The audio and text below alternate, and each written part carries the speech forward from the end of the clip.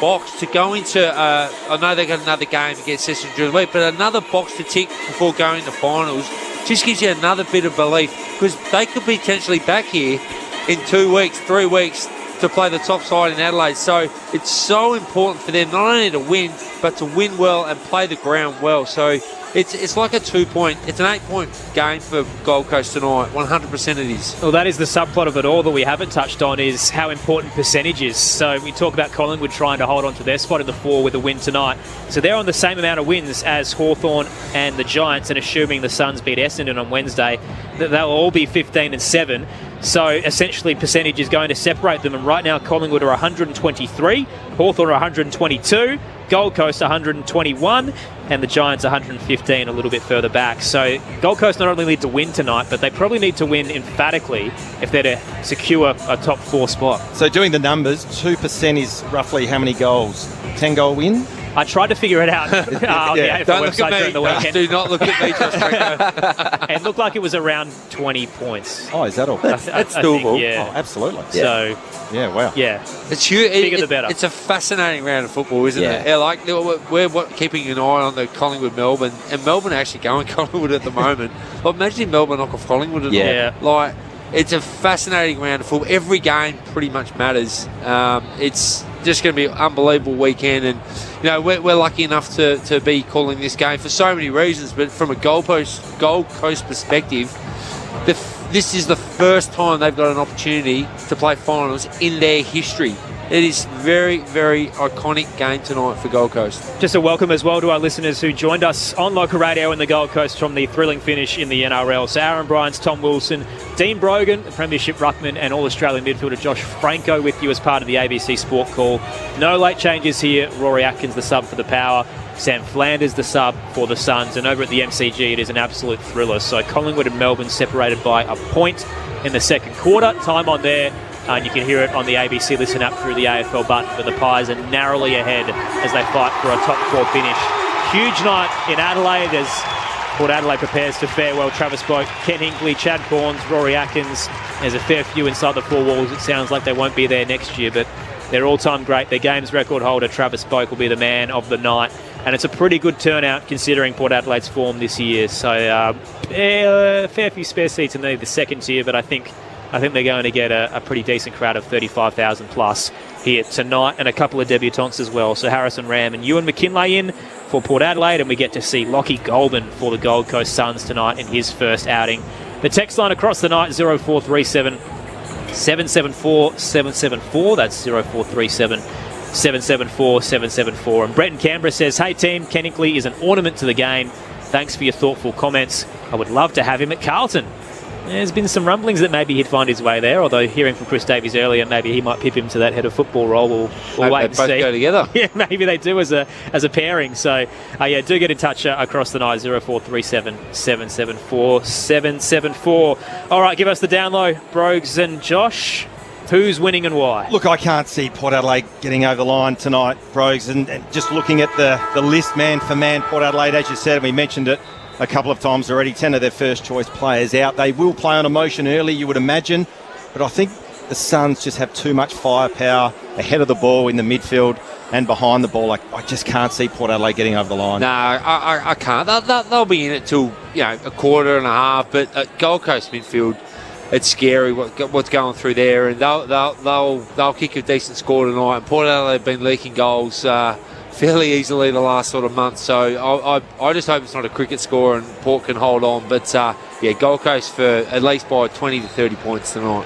What do they do in terms of that midfield mix? Because there's no Miles Bergman, there's no Jason Horne-Francis. Connor Rosie got thrown in there last week, but then it hurts you at half back.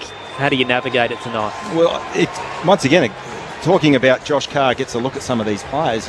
Maybe you throw whoever in there. Maybe a McAtee, maybe a Richard spends some time on ball.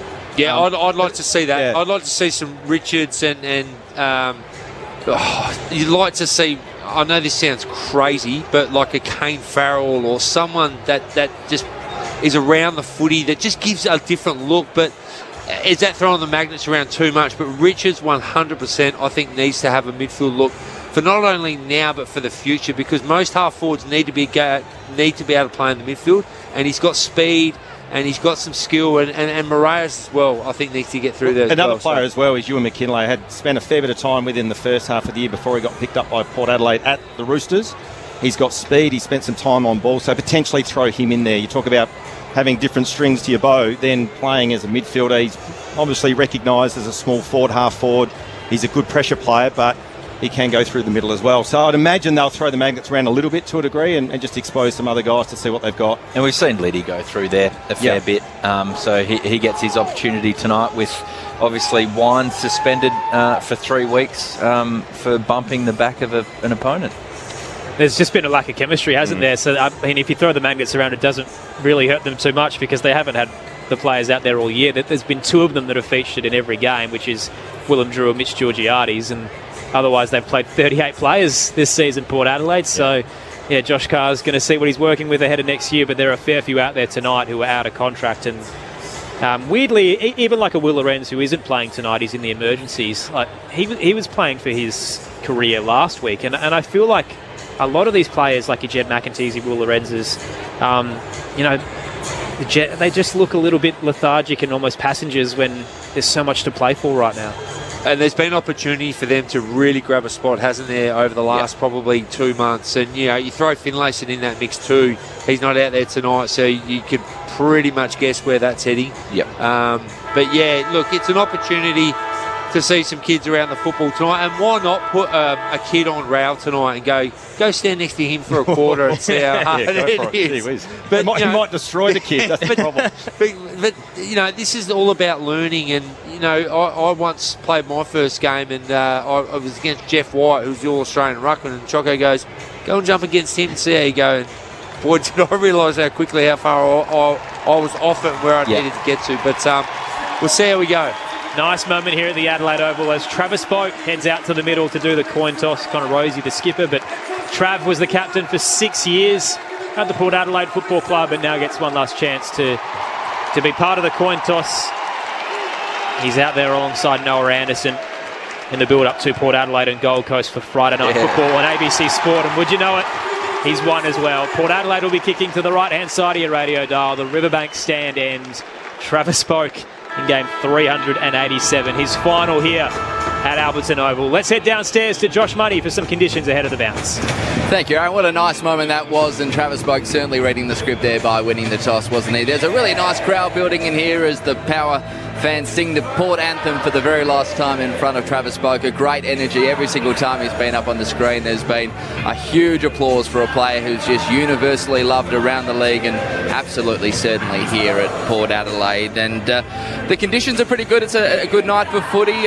14 degrees, not a cloud in the sky. A bit dewy, so it'll be a little bit slippery, but certainly a great night for footy. A big night as they say goodbye to Ken Hinkley as well. He is not down on the bench, so he will start at least coaching from the coach's box tonight, and he has been a coach, hasn't he, over the journey over these 13 years, who's been able to inspire so much emotion from his players and let them play on emotion. Can he do it one last time tonight on what is such a big night for the footy club? There's a bit of feeling in that one from the home crowd. And there's one man who symbolises never tear us apart. It is Travis Boak in game 387. In his farewell alongside Ken Hinkley, it's Port Adelaide and Gold Coast. The Suns playing for a spot in finals. Friday night footy on ABC Sport with Tom Wilson. He's straight in the middle, boys. On to Matty Rao. He's got a job at his 387th game. The ruck goes down, the hit out from Witts, but ends up with Rosie, the skipper. Pumps it inside the forward 50. Bang from behind. And taking a nice mark there is Whitlock. Well, what a start. Look, there are big raps on this kid. Josh Carr loves this kid, been talking about him all year, said wait till you see this kid, wait till you see him have a pre-season. Geez, what a start for this kid. And the last couple of weeks he's had a lot of shots on goals. Looks good. Certainly jumps at the footy, Brogues. That's what he did there. It'll take his best kick from 55 metres away to the right. He just runs around. His kick was partially smothered, so no one will be able to mark that. They did claim it there, Hewlin at the top of the goal square, but he was tackled immediately and will have a ball up. Well, he probably needs to get a little bit better with his set shots. He ran the man of the mark. Tossed up, Port's 50, sweet down, Mac swatted away. Weller got it out, set upon those. Adams, gang tackle in the pocket, holding the ball. Free kick, Port Adelaide on the tight angle, 10 from home. Just a matter of who they'll give it to. Take your pick. Why not give it to the big man, Mitch Georgiades? Well, a couple of mistakes there from Adams. He was involved in the Whitlock mark, just misread the flight of the footy, and on that occasion took possession of it. Tried to dodge around. That was his prior opportunity, and a fantastic gang tackle there from Port Adelaide. And as you said, Georgiades comes up with the ball. A career best season for Mitch Georgiades, 54 goals and top 5 in the Coleman.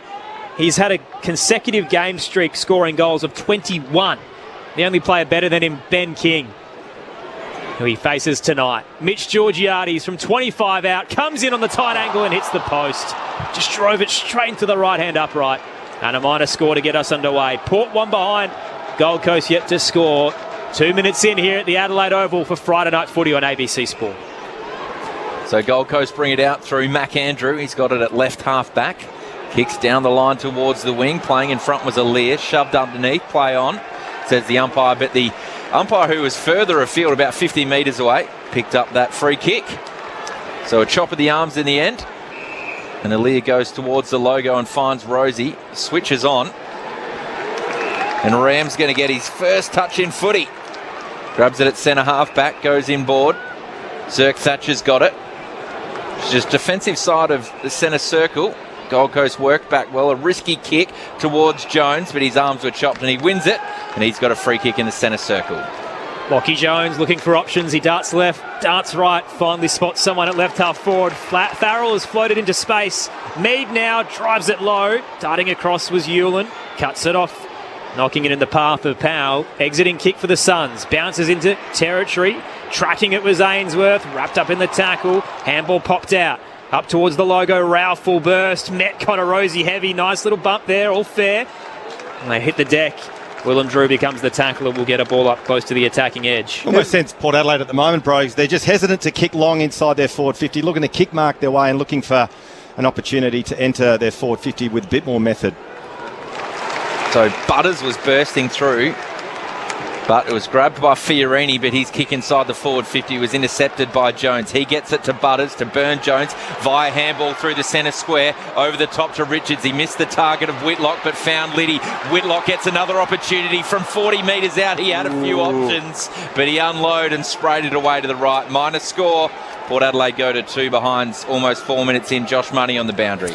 Tom, so much is about the old tonight, but plenty of new faces on the bench as well. Ewan McKinlay on debut for Port starting there, and Lockie Goulburn for the Suns. Rory Atkins there as the sub for Port in one of the more understated farewell games you'll ever see. Sam Flanders, the Suns sub. Nice movement from the Suns here. He went all the way out of defensive 50 as Farah got it off Ainsworth. Down the line towards Miller, he looked like he caught Connor Rosie high with a fend off, and the umpire put the whistle right up to the mouth and then opted against it.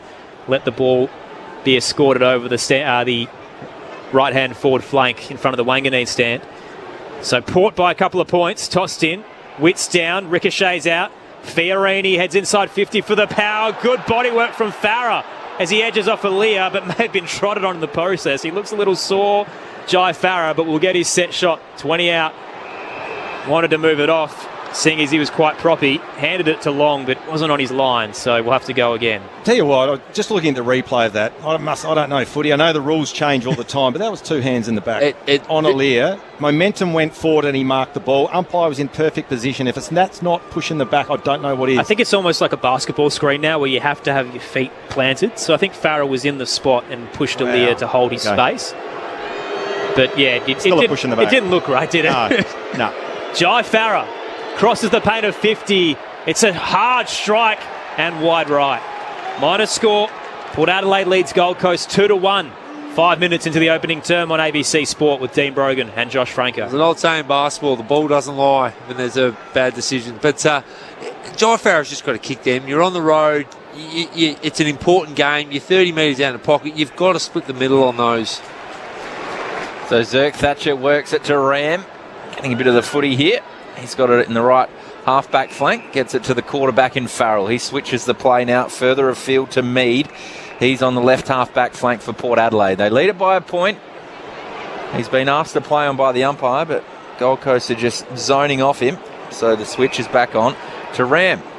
He misses the target this time, putting Farrell under pressure, who knocks it to the skipper and Rosie. He's at right half back, snaps it around the body, looking for Rioli on centre wing. He gathers off the bounce. Dangerous ball inside, but can it open it up towards Sweet? Noble did well to spoil, but chopped the arm in the end. So handballed it off to Boak, who gets his first touch. A sweeping handball to Rioli. Lowers the eyes, looking for the target. Drew gathered. Butters has it, kicks over the top towards Richards in the left forward pocket. Gathers, runs around on his right foot, chips it back towards Drew. 1 bite, 2 bite, mark. 35 metres out in a 45-degree angle away to the left. Well, I loved it. I loved the build-up by Port Adelaide. It was risky kick by Rioli, but that's what happens. If you're going to pull a kick off in the middle and get away with it, it normally ends up in a shot on goal. I love the ball movement by Port Adelaide tonight. There's a clear intent to go quick and through the middle. Played every game this season, Willem Drew, one of the most reliable members of this team. Unloads from 35 metres out. He's just pushed it across the face of goal. Hasn't even registered a score. Don't love that. So a missed opportunity there for Port Adelaide. Marks taken by Collins. The dual Australian with a dicey kick, just the required 15, low and hard to Adams, and the Glenelg product takes the mark, pops up, heads wide. Here's Fiorini. Right half back for the Gold Coast Suns. They trail by a point in the opening stages here at the Adelaide Oval. Another treacherous switch through defensive 50 that lingered a while for Collins. Drew closed on him, but impeded the marking contest. Free kick. Collins pops it short to the left back pocket. Powell's there. Looks to drive it in the direction of Andrew. Gets some space and the rise. Looks cool and calm in the air. Hands it off to Noble. Back home tonight. Down the line he goes. Kick was well weighted. Here's the debutant Goulburn towards the 50. Caught behind Reid. Has snatched that away from Zirk Thatcher, but the mark wasn't paid. Witts picks it up. Hands it across to Long. Looks to snap from 40 out. It bounces shallow. Ram committed, and he's very lucky it rolled through for a minor score. His smother almost gave it a bit of backspin, and the Suns nearly had an open shot. Instead, scores now level at 2 points apiece. That Mac Andrews is going to be a player. I was just about to say, Josh, how good was that smooth mark? is he? That was an unbelievable mark. So Port Adelaide bring it out from full back through Mead up towards Whitlock. Sweet did well, was strong. Handballed it off to Moraes, who got it back towards Farrell. It was Whitlock, in fact, who did well to get a handball clear. They're under a lot of pressure here, Port Adelaide, and they've turned it over. Handball from Anderson to Touk Miller, running inside the forward 50. Unloads for home, just away to the left. They're starting to pepper the Suns. They've kicked the last 3 scores. All of them minor, though. They go to 3. Port Adelaide a 2. 9 minutes gone in this first quarter. I will say, though, it's only a small sample size. We've only played 7 minutes of actual game time, but the Suns have been a bit underwhelming for me. Numbers are pointing towards that. Port Adelaide have started pretty well. Uncontested possessions inside 50s, but they need to hit the scoreboard, the Suns. Bit slow out of the blocks. Farrell looks for a Lear at right half back. Was impeded, but they'll take the advantage. Farrell now turns and goes through centre wing, and his kick was straight down the throat of Mac Andrew. Bullet pass that didn't favour Georgiades at all. And young Mac, his first round pick for the Suns, who's flourishing down back, sends it up to left half forward, only finds a Lear. Put it down late. Looked like he had that mark comfortably. Knocked away, and now the Suns burst off. Round to Anderson, crushed in the tackle of Butters, dropped it, holding the ball. Brilliant tackle. Port's pressure on tonight. They'll pop up and go. Drew, riding in the sidecar, gets the footy and sends it towards the 50. Floating across was Hewlin with the fist. Andrew on the bounce. Under pressure from Rioli, can't gather, and Willie wins out. Hands it to Richards at right half forward. Running out of room, Walls closing in. Richards threads a kick high towards the 50. It'll sit up for Georgiades. Couldn't take the mark against Andrew. Hits the deck. McKinlay gathers to Whitlock. The young stars combined. Port snapped the first from 25. And Jack Whitlock has his 4th goal in AFL. Port's up by 5 points here at the Adelaide Oval. 1-2-8 to 3 behinds. We've played 10 minutes into the opening term on ABC Sport. Aaron Bryans, Tom Wilson, Dean Brogan, Josh Franco and Josh Money downstairs. Aaron, Joe Farrow's just had his ankle strapped after he was trodden on right at the start of this term. Doesn't seem to be too much concern, but one to watch on the Suns bench. Tell you what, bros, a couple of players that have been on fire. Willie Rioli starting to get his hands on the footy and looking dangerous, and this young lad Whitlock, his 3rd shot on goal, finally kicked a major. Really good agility. In the first game of Ewan McKinlay, the North Adelaide recruit. How was his hand to be able to get it out to the big fella in Whitlock and set up that scoring opportunity? Outstanding, Port Adelaide. And as I said, the Suns, they look like they've been punched in the nose and they're on their back foot at the moment. For the 10-minute mark, we hear the ovation for Travis Boak, the famous number 10 at Port Adelaide. They got to their feet for him and that goal. Back in the middle of the ground, ball's heading in the direction of the Suns. But a free kick's going the way of Willem Drew. Chips over the top to that man we spoke of, Boak. Marks in the middle of the ground. You can hear the cheer. Plays on quickly, looking for Richards. Hewlin did well to fist it down. Liddy's waiting at right half forward, but the fist is too strong. And we get that out over the boundary line. We'll have a throw in 80 metres around from the power goal. And Boakey's just coming off the ground, right near Josh Money. 5 disposals for Boakey as well. He's having an impact, along with Drew as well, and Zach Butter's influential as well. Port by 5, tossed in, right half forward for them. Bounced off Lord, who didn't get a clean tap. Witts picks it off, hands it to Miller. The Suns through the broadcast wing. Aaliyah had front position on Long, couldn't reel it in. Front and square. Goulburn hands it off towards Anderson, loops it over the top back to Long. Full stride towards the 50. The kick was hot for Reid. A little bit heavy, and over the top of him it bounces through the boundary line. It'll be tossed in 20 from home. And that's the frustrating part with Travis Boak. He's been so good in every game he has played this year, but as he's touched on when he announced his retirement, he's just not pulling up well, which is why he's playing, one in every 2 or 3. It does happen when you're late 30s. Gee, he's so good, though. 5 touches already tonight. Tossed in, Suns 50. Witts straight down to Long. Hands it back to the big man. The ruckman off a step tried the snap. Fell short and Zerk Thatcher knocks it through. Port's lead down to 4. Meanwhile, at the MCG, half-time there. Collingwood leads by 13 points over Melbourne as they look to stay in the hunt for a top 4 finish. But the big news, Jeremy Howe, on return from concussion, has suffered a groin injury. Great kick out from Port Adelaide, found Aaliyah up the line looking for Georgiades. Noble gathered from the fist away. Got it to Fiorini, back to Andrew, stepped inside. McEntee did well. Looked for the 1-2 with Noble, who's getting corralled there by Richards, who did well, and he forces the error. Pressure. So Butters takes the intercept, handballs to Rosie. This kick's going inside the forward 50, looking for Georgiades. Got the 2 hands up, but Hewlin did well. Fisted it down, gets it to McAndrew. A clearing kick towards centre wing. Ram is there, got his first 2 hands on it. Working hard with his opponent in Reid. 2 young guns of the competition. Soccering off the ground was Davies, looking for Long. Burn-Jones rid the tackle, he rode it. Good pressure there from Long. We'll have a ball up near centre half forward for the Suns. They trail by 4 points, 13 minutes gone in this first term. Brogues, early signs from Ram. He actually looks quite together, doesn't he? Lots mobile, speed, agility, absolutely. And he looks like a nice size as well. Witts down to Miller, then Fiorini inside 50. Long tried the body work, but Farrell stood his ground and got a fist in. Boundary throw in to come, left forward pocket, 10 from home. I'll tell you what is happening is Gold Coast know they're in for a game tonight. Port Adelaide are absolutely up and about tonight. Now, whether they can sustain it or not, but they are playing with a ferocious approach to the football tonight and lots of speed on the football. Port by 4, inside 50 for the Suns. Witts tried to fist it forward, a little wide. Goulburn couldn't gather, but Long tried the toe poke towards the goal. Zerk Thatcher, the goalkeeper. High exit, up towards the arc. Collins was there, couldn't control it.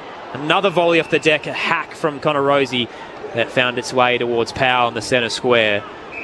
Gold Coast have it in their attacking half. Powell, a straight drive towards the goal square. Reid rises, juggles, claims it, not paid. Has to get a handball out. Butterick now in pursuit in front of the scoreboard. Fumbles, Rioli's next to him. Tries to lay the tackle, won't let go. Umpire circles, holding the ball. They made a meal of it, Gold Coast. And Willie Rioli, who we've been crying for some effort over the last few weeks, is on full display tonight. This is what he can do. This is what they recruited him for, is to get up the ground and do this sort of stuff. It's just a shame we're at round 24 to see it, but this is what Willie Rioli can do. And once again, the signs for the Gold Coast not great there. Butterick normally clean below his knees, just had that fumble which caused the turnover. Long kick towards Whitlock on the wing, almost completed the mark. Fiorini was there to gather, handball to Noble, but he dropped it. Back towards Whitlock, he handballed to space for Moraes, but the quick kick goes inside the forward 50 for Gold Coast, where Zerk Thatcher, he dropped the footy. kicking it off the ground was long up towards the goal square, but Burn-Jones handballed it back to him. He socketed it again, gets it towards King, and then rushed it again, Port Adelaide. That's their third rush behind back there.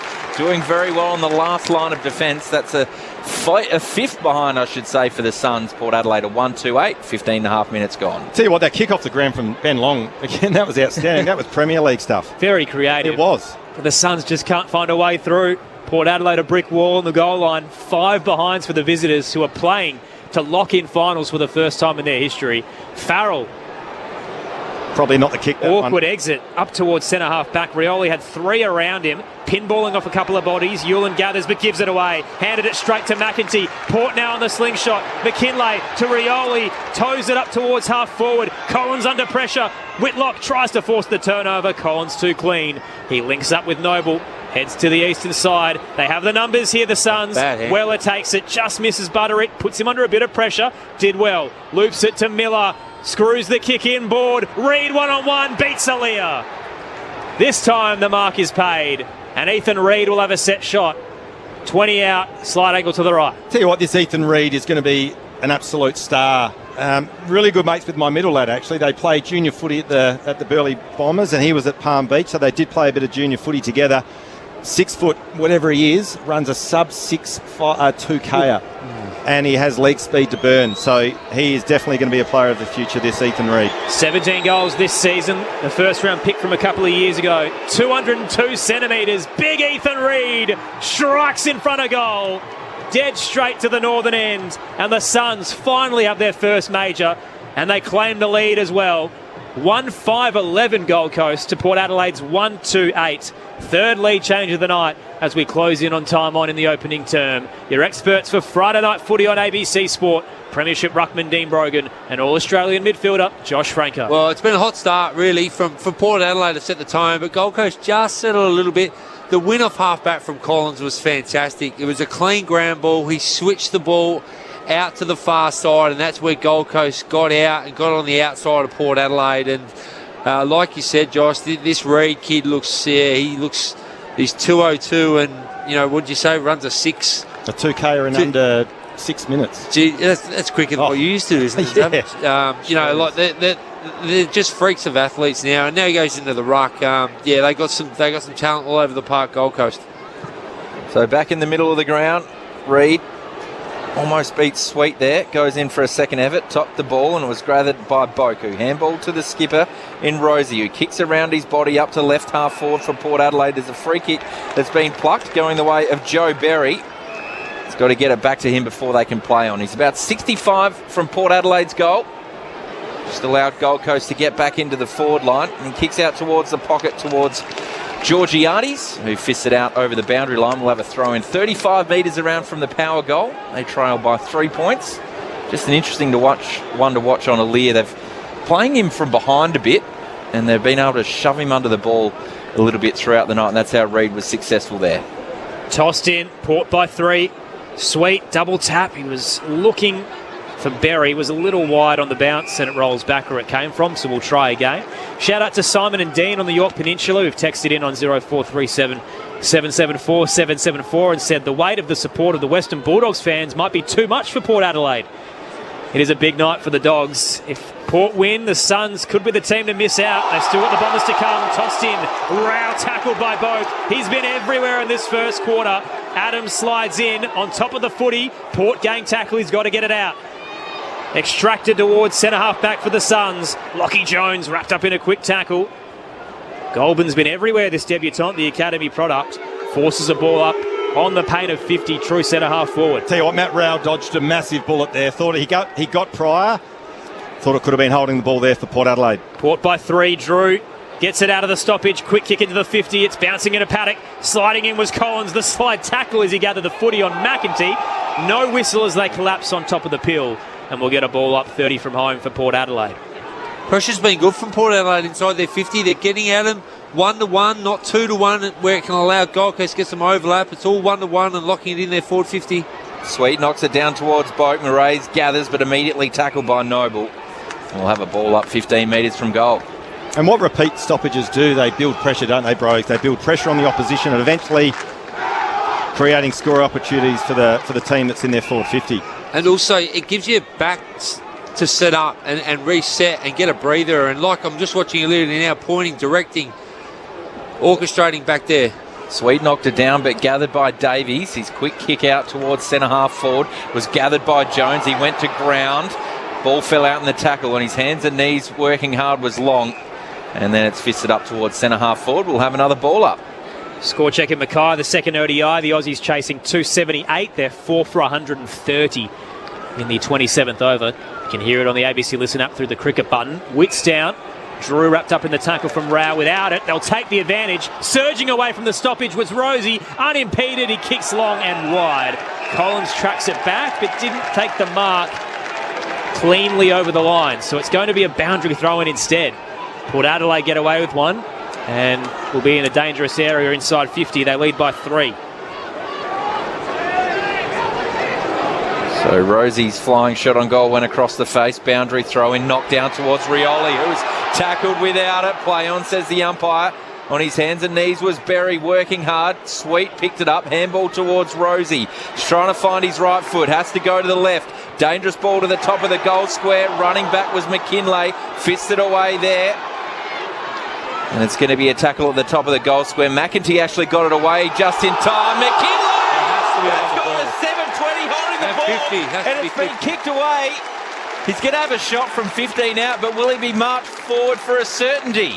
Well, I'll tell you what happens as well is that we talk about repeat stoppages, repeat entries inside your forward 50, builds pressure in the opposition. At the moment, the Suns' defenders are under the pump, massively under the pump. And once again, this McKinlay, he's got speed, he's got aggression, and a terrific tackle there to affect a holding the ball. Needs to go back and nail this just to settle the nerves a little bit and kick his first major. What a moment for Ewan McKinlay. 15 metres out, directly in front.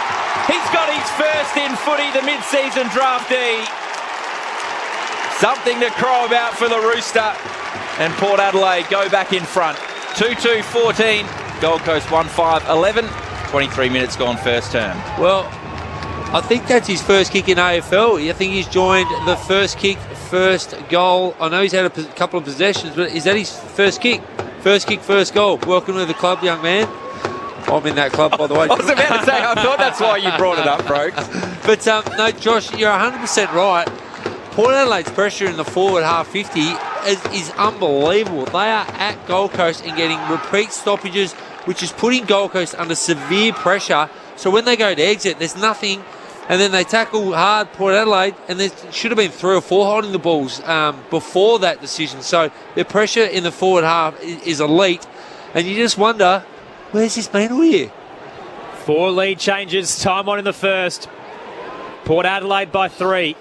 Bounce in the middle. Tap down towards Davies. He tries to ride Travis Spoke's tackle. Handball missed its target though. Butter's now wrestling with Wits, and the big man gets low enough to get it out for the Suns. Miller now shoots the handball up to half forward. Out to meet it was Jones. He tried to get rid of it under pressure. Tunnel ball. Fiorini collides with Boak. Port win out.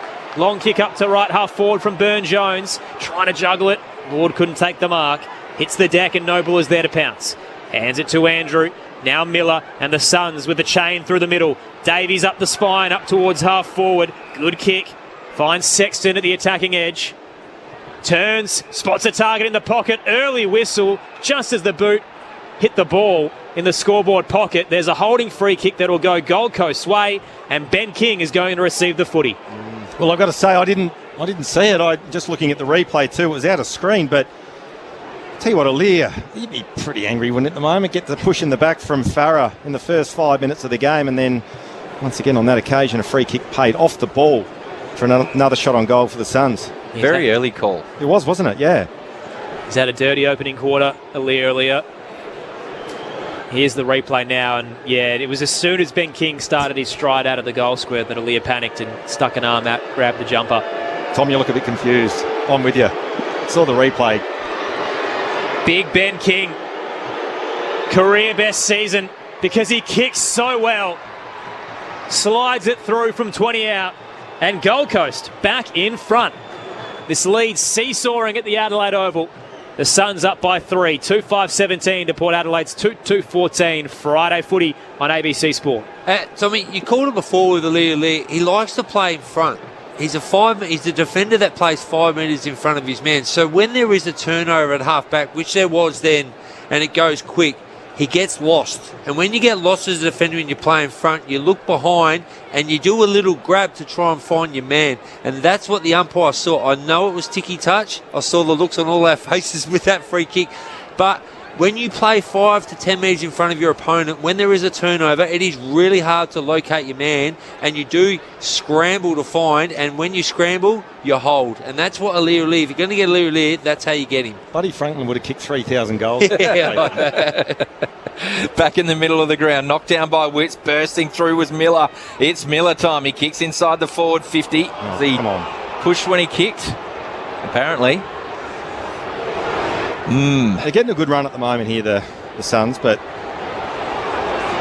I'll stop bashing the umpires. So Miller from 75 metres out goes inside the forward 50. Flying was Reed. Goes over the back of the pack. Sexton roving. And Sweet's pretty keen to get this out over the boundary line, which he does. So we'll have a ball up in the left back pocket. It was Ram, in fact, right in front of the scoreboard. Suns lead it by 3 points. Really important. Port Adelaide hold on for another couple of minutes, get to quarter time. Be very happy with that quarter and reset. No late goals. Suns by 3 and inside 50. Witts down looking for Miller. First to it was Boak. Topo to Liddy. Hands it to Butters. Bit of fancy footwork as he darts away from Rowell and decides to take a couple of bounces as well. Audacious through the defensive 50 as he weaves his way through traffic. 3 bounces. Hands it across to Zirk Thatcher, and the kick is poor. That was Ram on the exit. Straight towards Fiorini at left half forward for the Suns. Yeah, he was just a little bit cute coming out of his D50. Needed to bang it long to get some field position. Looks inside. Here's Miller at the attacking edge. A little too far out, you think, with the man on the mark, 55. Miller called to play on. Took sets it up towards Reed. He glides through the air when he gets a clean run at it. And that was a nice uncontested grab. 20 from home, tight angle to the left. I reckon Port Adelaide be disappointed with that. They had Aliir spare behind the ball. Ram was matched up on Reed.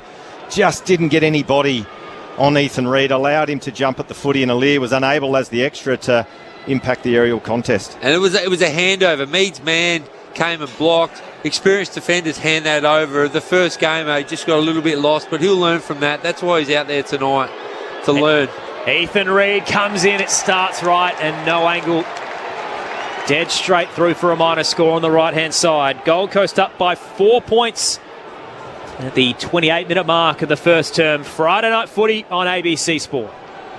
No Port Adelaide player was keen to kick that in, so Pokey's going to pick up another touch. Smart by Brokey. You don't get to 387 games without smarts like that, Brokes. He kicked out towards Aliir, who was pushed out over the boundary line. That's not in the back. And out over the fence. Goodness me. There was one paid to Took Miller. I think it was Travis Boak that actually... Oh, that's a free kick every day of the week. He's not having a good night of it, is he, Aliir? Neither the umpires, just quietly. Not in the field of play. He's over the fence. And he's been pushed over the fence. Wow. No free kick. Boundary throw in. Witts knocks it down to Rowell. That was clean and classy. Handballed over the top. Finds its way to Ewan, who sold some candy at centre half forward. But he was pushed as he kicked. Did well. And Liddy takes intercept mark at left half back. Can confirm that Ken Hinkley was ropeable with that non-decision. Liddy's kick, a little dicey up towards the eastern side. It landed in a hole and the Suns had the numbers. Handball chain. Anderson towards Weller. Spots the charging Farah in the right forward pocket. Hits him lace out. Wanted to move it on, but eventually points for home. Man on the mark will be 35 out. Jai Farah will line up from the Wanganeen stand. I think he originally drafted as a defender, Jai Farah, and did play a fair bit of his early games down back, but it has been moved forward, and he is normally a beautiful kick of the ball, even though he did miss that early shot on goal, and now a 50-metre penalty's been paid. Goodness. That's not Aliir again, is it? It is on in the goal square between Ethan Reed and Aliir. Aliir, he's been bruised and battered. Embarrassed, and Aliir's let Port Adelaide down here.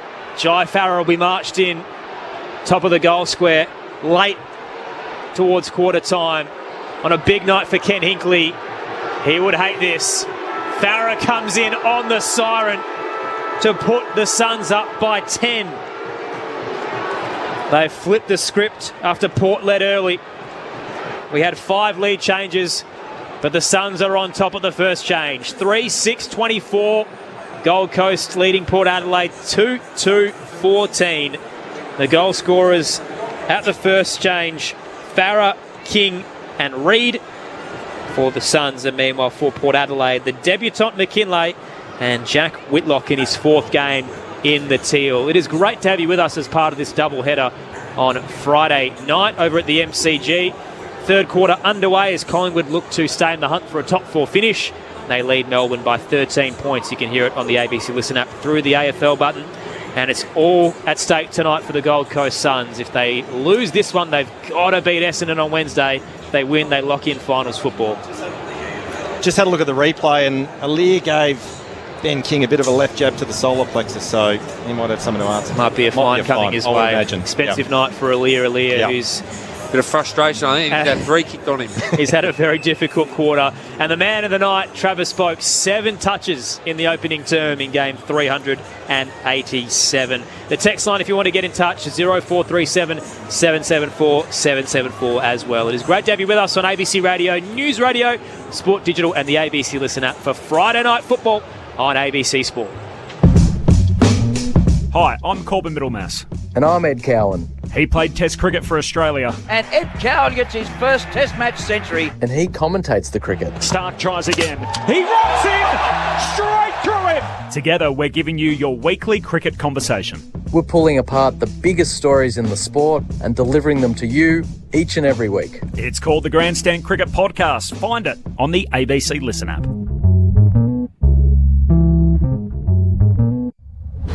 This is the 2025 AFL Premiership season on ABC Sport. Port Adelaide and Gold Coast, the Suns playing for a spot in finals.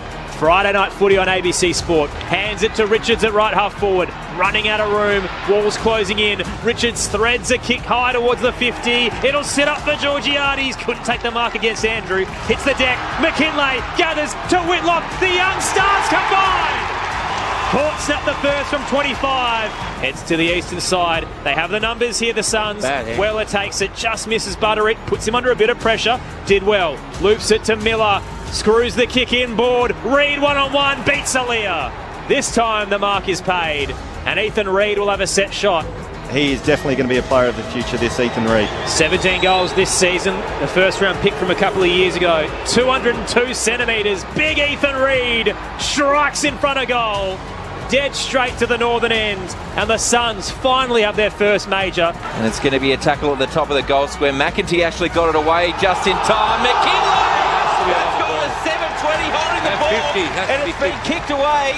What a moment for Ewan McKinlay. 15 metres out, directly in front. He's got his first in footy, the mid-season draftee. Something to cry about for the Rooster. First kick, first goal. Welcome to the club, young man. Finds Sexton at the attacking edge. Turns, spots a target in the pocket. Early whistle in the scoreboard pocket. There's a holding free kick that will go Gold Coast's way, and Ben King is going to receive the footy. Big Ben King, career best season because he kicks so well. Slides it through from 20 out, and Gold Coast back in front. This is ABC Sports coverage of the AFL. On your radio, ABC Sport Digital, and on the ABC Listen app. And an accurate start for the Suns, who are playing to secure a spot in finals against the emotion-fueled Port Adelaide. The pressure got to them early, but they shined late. The last 2 goals of the quarter coming in red time, and the Suns lead by 10 at the first break. 3-6-24, Port Adelaide 2-2-14. Aaron Bryans and Tom Wilson calling the action for you tonight for Friday Night Footy on ABC Sport. Your experts to break it all down. Premiership ruckman Dean Brogan and former Suns assistant coach, 4-time showdown medalist Josh Franco. Well, Brogues, I thought Port Adelaide actually started the game really well. We mentioned it throughout that first quarter that their tackling pressure, their intent to get at the opposition was outstanding, and they gave themselves looks ahead of the ball.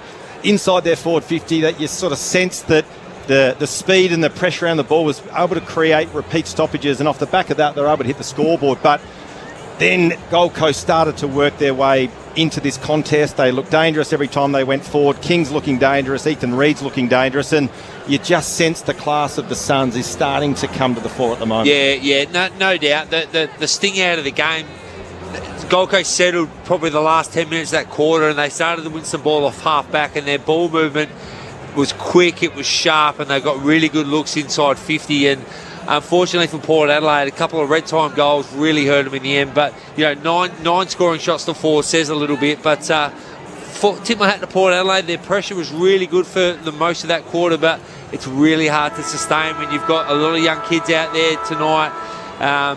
You would think Gold Coast would settle now and start to really get on with the business. But look, they were pretty good. They were pretty good, Port Adelaide, and the old fella Brokey had a pretty good quarter, didn't he? He had 7 possessions, couple of clearances, matched up on Rao. Not bad for your last game, going up against one of the best midfielders in the comp, and looked okay. But Collins looks really good at half-back too. Sorry, Josh. He looks really good tonight. I reckon the other 2 debutants for Port Adelaide, McKinlay and Ram, have actually looked pretty solid as well, haven't they? McKinlay up forward, some really good pressure, affected a tackle which ended up in his first goal, and Ram has looked, made a couple of blues, but he's actually looked pretty comfortable down back for the Power as well. So some positive signs there. But you sense if Port Adelaide's pressure releases, this could potentially blow open, but they've got to maintain the rage, the Power.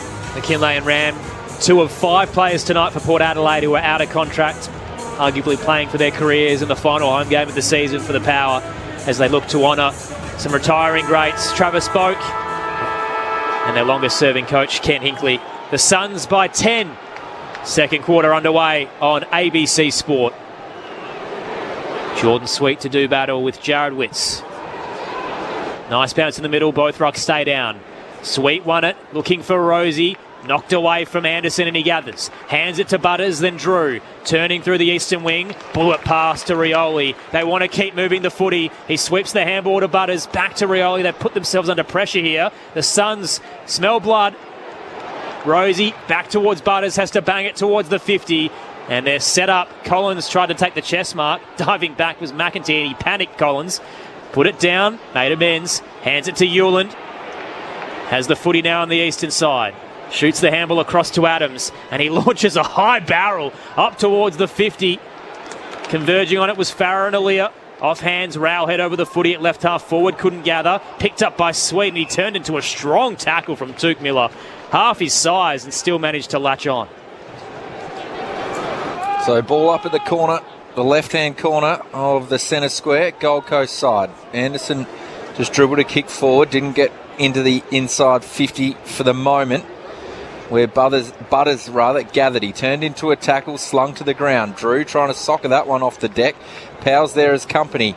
Quick kick forward by McKinlay was clever. Got it to Rosie. His pass up forward finds Lord for his first touch of the night. His kick to Whitlock was poor, but he gathered like a rover. A half volley. Handball was blocked.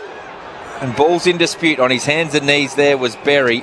Handball to back towards Whitlock, and we'll have a throw in at true right half forward flank for Port Adelaide. Just the difference in class, isn't it, between the two teams? Port Adelaide were out then, and just their efficiency going forward, to grub a kick along the ground, inside forward 50, says a bit about where they're at the moment. What about Whitlock's take? How clean was he below his knees? Suns by 10. Witts looks to paddle it out of danger, but only finds McKinlay. Jams it towards the 50. Georgiades a little wide of the drop. Now battles with Andrew. The Suns have the numbers. Handball comes out towards Weller. Tries to shoot it out towards Anderson. Now Powell darting inboard around Farrell. Kicks up towards the western side. Broadcast swing to no one really. Out to meet it was Burn-Jones. Hands it across. Handball shot from Moraes. Inside to Berry. Finds its way back to Moraes. Now towards the left forward pocket. Georgiades has got a march. Soars up with both mitts and clunks it in front. Tight angle, 25 from home to the left. Let's talk about the dirty year for Port Adelaide. Thank goodness for this bloke up forward. He's been outstanding, hasn't he? We talk about the way that he launches at the ball. He'd be a very, very difficult matchup because he does lead aggressively at the footy. He's pretty good one-on-one. But at the same time, he'll sit on your head as well and take mark of the year. So he's had an outstanding season. Normally a pretty good shot for goal, but Port Adelaide need this as a bit of a settler. Mitch Georgiades starts on the boundary line at left half forward. Methodical approach towards the northern end. Mitch Georgiades, it's going to be tight. He's squeezed it through. And he turns to the benches and salutes. Mitch Georgiades gets Port back on track. They're down by 4 in the early stages of the second quarter. Gold Coast 3-6-24. Port Adelaide 3-2-20. Friday night footy on ABC Sport. Josh Money downstairs.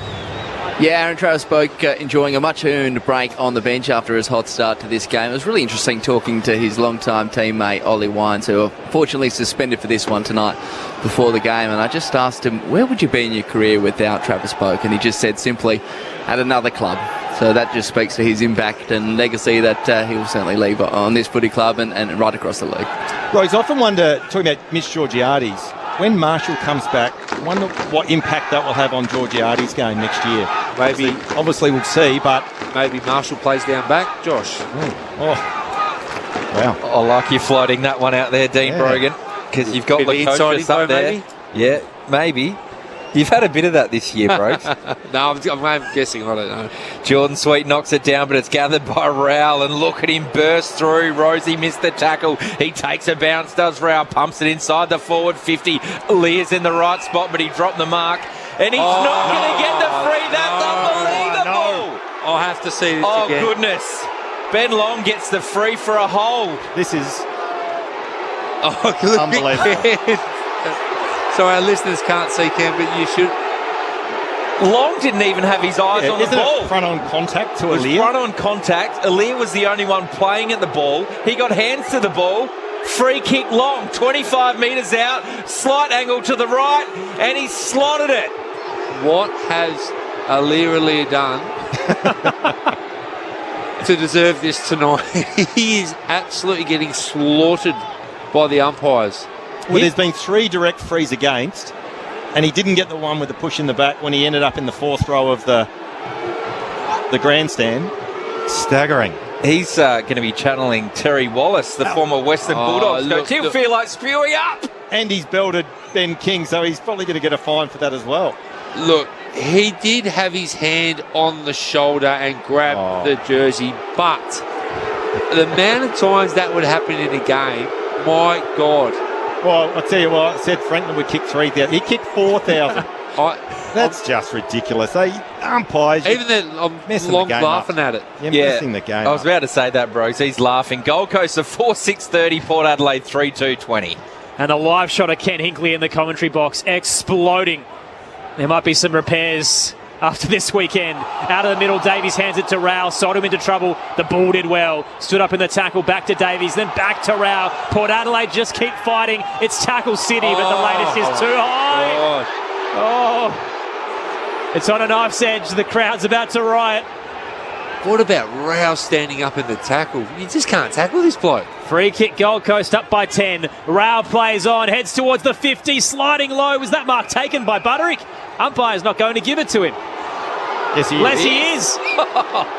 Very late. He sticks his arm out to the left. It's John Howarth, by the way. He's been in this forward 50 and had some contentious calls.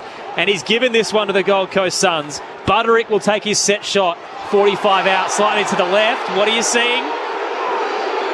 We'll come back in a second. He wants to share it instead. Sets it up to the goal square. King's caught behind. Front square, though, is long. Hands it to Fiorini. Snaps, and Zerk Thatcher's waiting on the goal line. I think the crowd were reacting to the fact that it hit the ground. So lucky to get the mark, or paid the mark there, Butterick. Bit of justice for the power here. The other thing as well, Broach, you talk about Rao, I don't know if it's a word, but he's actually untackleable. Is he the best you've seen, Josh? You unbelievable. grew up there. Is he the best you've seen standing up in tackles? Strength. Unbelievable. Yeah, and he's only 5'11". He's unbelievable. You cannot put that guy to the ground. No. Zerk Thatcher's kicked it out of bounds on the full. And his exit kick, so King's got it right up against the boundary line. He'll have to kick from about 45 metres out from the left, so it will be a tight angle.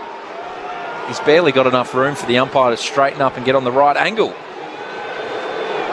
Kicked a goal late in that first quarter. And an opportunity to get 2 in a row, and his second of the night. King with the drop punt. The goal umpire settling in behind it just away to the right-hand side. Minus score 4-7-31. Port Adelaide at 3-2-20. That Butterick mark, the umpire didn't really pay anything. Sort of waited. And then, okay, we'll have that. And then the replay comes up as we're getting one on the screen now. That is clearly hit the ground. Unbelievable stuff. Port, bring it out. He did not look confident and finally panicked and just paid it. Farrell, long drive up towards the broadcast wing. Off hands, Anderson looks central. Handball towards Powell, crunched. Butters gets him and lets him know about it as well. Powell gets frustrated, grabs his jumper and tugs him. And Butters will be marched towards the 50. Will Powell hot-headed. And he'll pay the price. Say there as well, Aaron, the officiating umpire actually didn't even pay the 50 there. It was the guy that wasn't officiating the play that paid it. So it's a pretty experienced quartet tonight. Justin Power, John Howarth, Craig Fleer, Brent Wallace. They should know what they're doing, but it's been a little shaky early. You realise it's the Spokes farewell game? Read the play, boys. Read the play, umpires. Butters needs to kick this goal. He's not a goal kicker. There's one flaw in his game. It's this. He needs to kick this goal. Butters 1-5 for the year. Crosses the paint of 50 off the 50-metre penalty and cashes in on the opportunity. Oh, he's missed to the right. Oh, the crowd rose. It looked like it was through.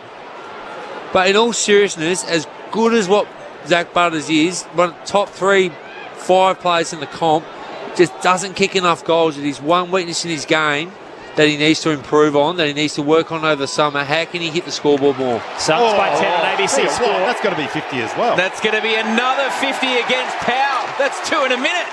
He was late on Liddy, who took the mark from the kick out. But about 65 metres out in the right forward flank. Tell you what, Tom, in the old days, the runner would be straight out. Will Power, you've given away 250s. Get off, get on the phone and give him a absolute cook. And it wouldn't surprise me if Damien Hardwick does that. A lot of feeling in this game. Yeah, great, there is, yeah. Certainly is. So a big opportunity here for Matty Liddy. And he pops it through. Great kick for Matty Liddy. And it's his first in footy.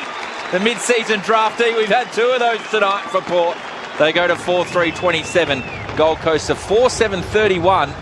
10 minutes gone in the second term. I think the message might have got out to Will Power because I think that's him running off the interchange as we speak. And I wonder if he gets on the phone. But, yeah, really good play there from Port Adelaide. The game sort of seesawing a little bit. The scoreboard starting to get away from the Power, but a much-needed goal there just to settle the nerves and keep that margin within reach. 4 points currently. Having a crack. They're having a real dip. I thought they might have dropped away.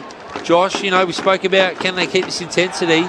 They're really keeping the intensity up, and it's led by the usual suspects in Butters and Rosie. They're really having a good crack tonight. Suns by 4, Friday night footy on ABC Sport.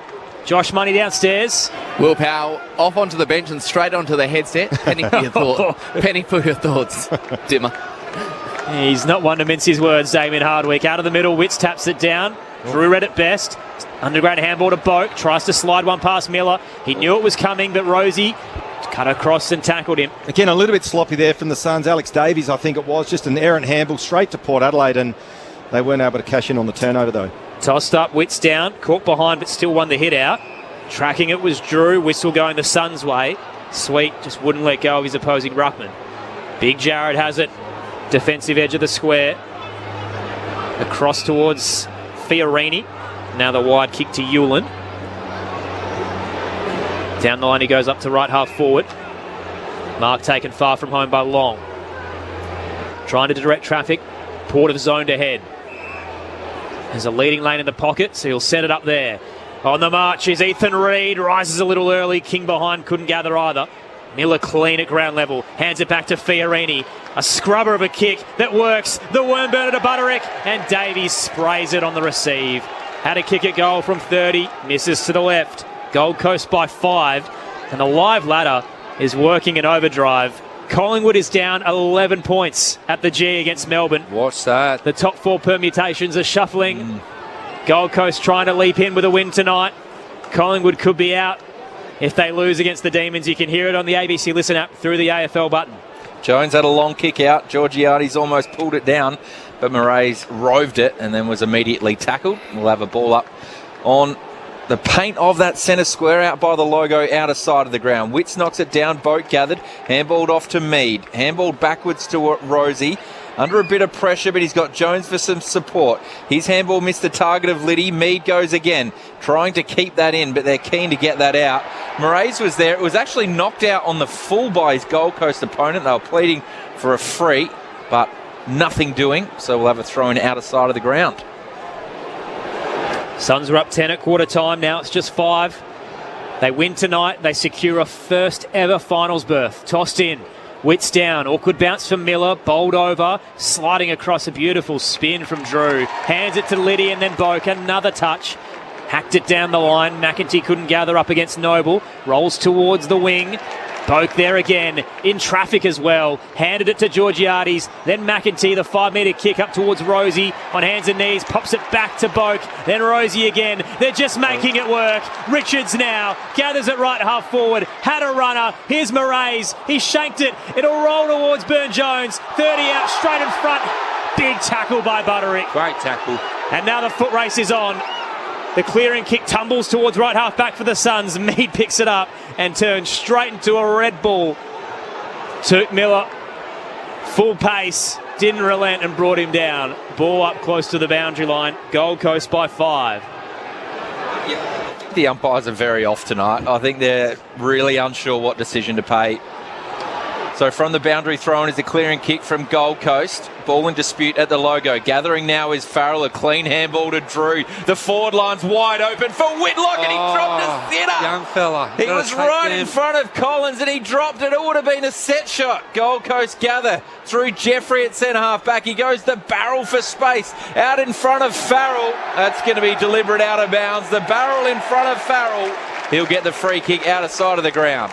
Whitlock should have 4 goals tonight, and he's got 1 too. He looks dangerous, so he gets to the right spots. He just, he needed to swallow that one up. Oh, the trademark lethal left of Farrell. It was a long bomb towards the 50, but Whitlock had 2 to beat, and the fist comes in towards the light tower. At the moment, Aaron, Port Adelaide really pressing here. So the inside 50s this quarter are 9-3 Port Adelaide's way. And what I will say is the Suns look unimpressive. They don't look impressive at all. They're fumbly. They can't get first look at it. And Port Adelaide at the moment, they're pressure. They're not coping with it. Tossed in 40 out. Port's 50. Extracted by Rosie. Blazed away and missed to the right out on the full.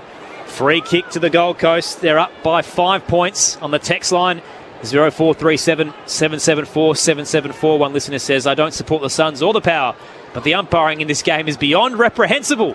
How badly does the AFL want the Suns to play finals? ? That's a great text. Fair point. I was going to bring that up cheekily, but I'm so glad that that's come through in the text line. It's a bit of a parochial narrative, isn't it? Harry Ram's taking a great intercept mark at centre wing. Another inside 50 for Port Adelaide. So he goes in deep. Mark this one, Georgiades. He was in the front spot, fisted away by Andrew Ewell and went onto the hands and knees. Sweet knocked it forward. Noble gathered. McEntee tackles. We'll have a ball up 30 out. Tell you what, Port Adelaide have to be within striking distance at half time. You never know. The pressure, they'll tighten up the Suns because they haven't won here in the last 12 appearances. Sweet knocked it down to Moraes. Boat with a snap kick to the top of the goal square. Collins fists that through. He punched that hard. Minor score rushed. 4-4 Port Adelaide 28. Gold Coast 4-8 32. We're halfway through this second quarter for ABC Sport. Well, I'll tell you what, I don't care who you are. That seed of doubt, if you can sow it and you start to tighten up, things can happen. Kick out of the defensive goal square from Jeffrey. Hits Hewlin in the right back pocket. This is the perfect way to honour Ken Hinkley, by the way. This is trademark Ken. Inaccuracy and repeated entries. they're just doing it all tonight. Just an absolute grind. Up towards the broadcast wing. Jones went early. Out the back. Quick kick from Aaliyah towards the 50. Just a hit and hope, and Hewlin reads it well. Dangerous across the goal face, though. It's set up in the F. Radams. Rioli pounces, tries to tow it off the deck and misses to the right-hand side. Gee, he's hungry tonight, Willie Rioli. Deserved a goal there, didn't he, Brogues? It's like someone's had a chat to him and say, you're playing for a contract next year. He's been sensational tonight, Rioli. This is what they got him for, and geez, if he can have a really good off-season and come back fit and healthy next year, it's like a new draft pick coming into your team, isn't it? That's right. He's averaged 1.5 goals a game when he has played, so he has had an impact, Brogues. Golvan took the intercept mark, or took the mark from the kick in. There was a mark there. Yes. Has to be, and well done, umpire. 50. Gold Coast are rattled here. Rattled. They are really rattled. For Yep. a team that's playing for a top 4 spot, they are not handling this at all. So Golvan's kick went to the logo, marked by Mead, and running past Ethan Reid just tapped him on the shoulder. We know he put Aaliyah into the stands before. That was no free kick or anything, but silly decision there. 50-metre penalty. Mead has a shot 40 metres out and a slight angle to the left. What's his set shots like? Jackson, he's reliable? Well, he's got 3 goals for the year. He's going to need his best kick from 45. He's hit it nice, but he's pulled it left. No, not that good, Josh. 4 goals, 6, 30. 4-8-32 Gold Coast. Josh, they are peppering this quarter, aren't they? Butters misses one. Mead misses a really kickable goal. And if Port Adelaide, we keep talking about pressing and getting the Gold Coast nervous, you've got to nail them. 12-3 inside 50s Port Adelaide's way, plus All 9. over 'em. It's huge. Suns by 2. That was a dicey kick from Jeffrey. Getting low was Noble. And now they look for the switch as he spears it all the way to the eastern side to Hewland. So Port with 3 consecutive behinds. Hewland plays on. Long bomb up towards left half forward. Caught behind was Butterick. This comes in from Farrell. Port have kicked 2 goals for this term, as Brogues touched on, from 12 inside 50s. And 2 players for the Suns that are normally prolific ball winners, Rowell and Anderson, they need to get going. Have hardly had an impact in this game. They've done bits and pieces here and there, but only 3 disposals each this quarter. Start to influence the game, you two. Voice of Josh Franco for Friday Night Footy on ABC Sport. Reid in the ruck tapped it down. Port sharked it. Rosie to Liddy, composed as he checks his kick wide. Berry takes it behind centre wing. Could be a huge upset at the G. The Demons by 11, closing in on 3-quarter time. Collingwood could kiss their top 4 hopes goodbye if they lose. The Suns could kiss their finals hopes goodbye if they can't get the job done tonight. They've got Essendon to come on Wednesday. They need to lock it in. Boak, as you could hear from the fans, had the footy, but his kick a little too casual into the middle, picked off by Farah. Now the Suns on the turnover. Noble across to Jeffrey, inside 50, the kick towards Long, who takes it 20 out, straight in front. Well, that's the classic case of getting speed on the ball and giving your forwards the opportunity to dictate the play, and I thought the kick there from Joel Jeffrey was outstanding. Ben Long streaming back towards goal, just put it into his leading lane and almost took an uncontested mark in the end, Ben Long. So the Suns looking to punish the turnover. Ben Long, couple of steps, leans back, straight over the goal umpire's hat. He's got 2 for the night, and the Suns extend their lead up to 8. 5-8-38, Port Adelaide 4-6-30. Still 7 to go in the second quarter. Friday Night Footy on ABC Sport with Dean Brogan and Josh Franco. Well, you see it all the time, don't you? A team that just hammers inside 50, you know, what are we saying, 12 inside 50s to 3, haven't been able to hit the scoreboard. Mead had a relatively, kickable set shot, misses, a costly turnover by Travis Boak in the middle of the ground, and then it goes down the other end for a goal, and it just sort of breaks you back a little bit. But Port Adelaide have been all over Gold Coast, and then you see it just go down the other end for an easy goal, and all of a sudden Gold Coast are back in front. But you're right, Josh, Gold Coast's leaders need to get to work, because at the moment they're getting outplayed. And there is a top 4 spot up for grabs tonight if Gold Coast win. So back in the middle of the ground, 8-point lead to the Suns. Witts knocks it down to Miller, who was clean to Rowell, who ducked the tackle of Drew. Then he had Sweet for company. Boak runs back onto the air and handball at centre half-back. Kicks across his body. Too much on it for Berry, but Richards is there for support. He's tackled by Noble, brought to ground, and we'll have a ball up. True centre wing, outer side of the ground. Port Adelaide's 4-6-30. The Suns 5-8-38. Well into time on here in the second quarter for ABC Sport. But Boak's up to 16 possessions, 3 clearances, 6 contested possessions, 5 ground ball gets. Not a bad game for a retiring player. Witts down to Miller, he fumbled, set upon, gave it away. Boak tumbles the kick up to right half forward. Noble was there and legged by Moraes. Free kick to the Suns at left half back. Currently up by 8. Across half back. The kick towards Jeffries a little wayward. He did well to sidestep 2 tackles and get it to Powell. A searching kick up towards the 50. Reid flies, knocked it down, running by, clean gather, check side from 30. He misses to the right from Sexton. And a blemish for the Suns. They nearly went end to end in a matter of seconds. Gold Coast up by 9, and just how important tonight is with Collingwood down at 3-quarter time against the D's and Gold Coast currently leading. The live ladder has the Pies ahead by 0.2% in the top 4. Which is 20 points. Less than that. Less. 4 points. Wow. So Farrell brings it in to Aaliyah at right half back. Kicks up long. Fisting over the top was Lord, trying to get that over to the boundary. He does. We'll have a throw in outer side of the ground. I wonder if you tell your players that at half time as a coach. Well, how important percentage was? Yeah. Anyway. I think Dimmer, who's Way just come Damien up on the Harmon's looking screen. right now, and he's got the last issues thing on on his his hands. Well, he's had 3 50s against, and also Sexton kicked a check side when he could have easily kicked on his left foot for an open goal before. So a few things to consider. Miller gets the handball out, kicks inside the forward 50. Flying at that is Reid, and there's a free kick going the way of the Port Adelaide defence. Against Reid, he just pushed Zerk Thatcher in the high. face. Yeah, got him high. Had to be pinpoint. His pass is good to Liddy at right half back. They continue to move it down the line. Mark taken just behind centre wing. Very far from home. Heads back to defensive 50 to Butters. Bit of space to work with. He'll play on.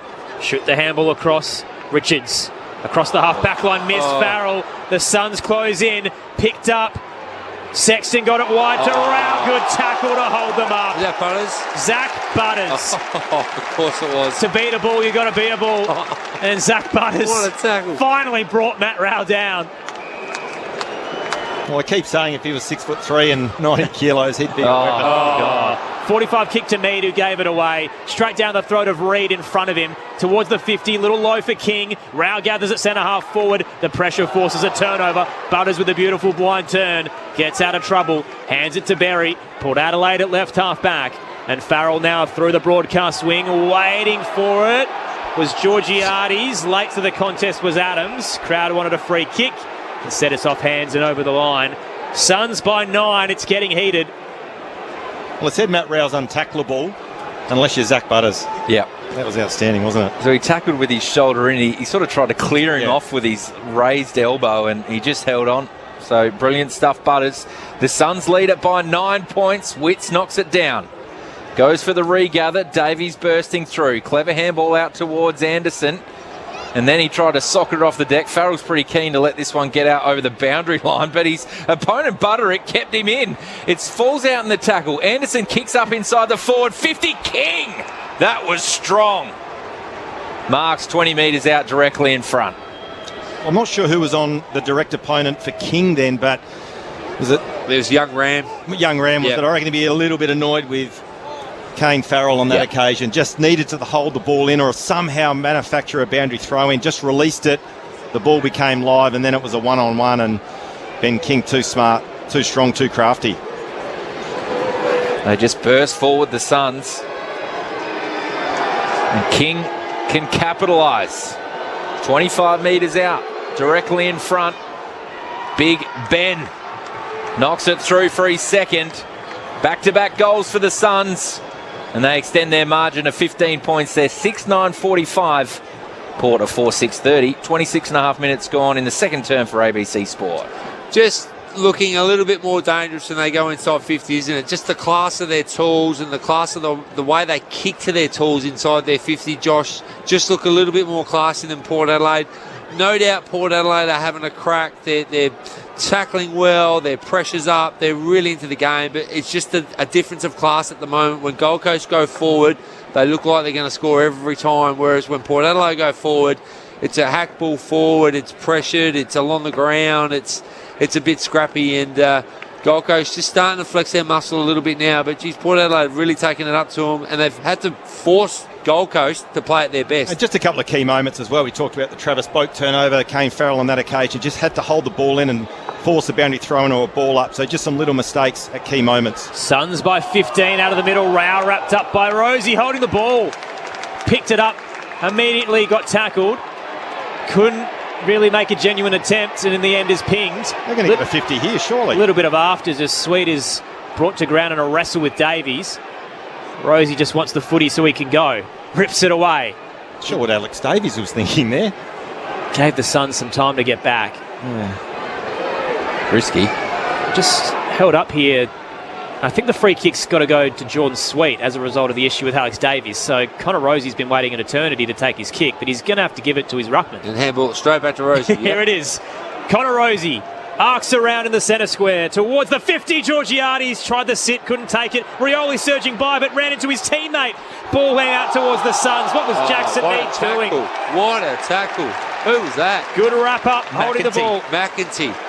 A little bit of argy-bargy as well. This game feels like it's going to spill over, doesn't it? Absolute chaos. It was Moraes who took the No, it was McEntee. Gee, there's just bodies everywhere. Brilliant tackle by Port Adelaide. Their tackling in the forward half has been sensational tonight. It's been really high class. And it's still on off the ball as well. So Jed McEntee, who is one of the 5 playing for his career tonight, 6th game this season, hasn't been overly prolific. 5 goals from it. Must kick this. McEntee comes in, 25 out, never a chance. Off the side of the boot, wide right, minor score. Suns lead down to 14 points. Live ladder has the Hawks in the 4 now. Gold Coast in 5th, Collingwood behind them as they trail by 10 at the MCG at the start of the final quarter of the Demons. Can they slip out of the 8? No. Collingwood? No. No. No, they're safe. So Noble kicks it out, and Lockie Jones did well to force his opponent long under the footy. Handballs it off to Rosie. Now Rosie goes in long. That high ball we've seen flying at it was Georgiades, roved by Richards. His left foot kick just didn't have enough on it. And reading it best was Fiorini, who takes a mark on the goal line. Was on target. So Fiorini can bring it out. Up towards Witts, who takes a strong mark in front of Jordan Sweet at right half back. Wide to the broadcast wing. Mark taken by Ainsworth. Wants to turn and go for a run.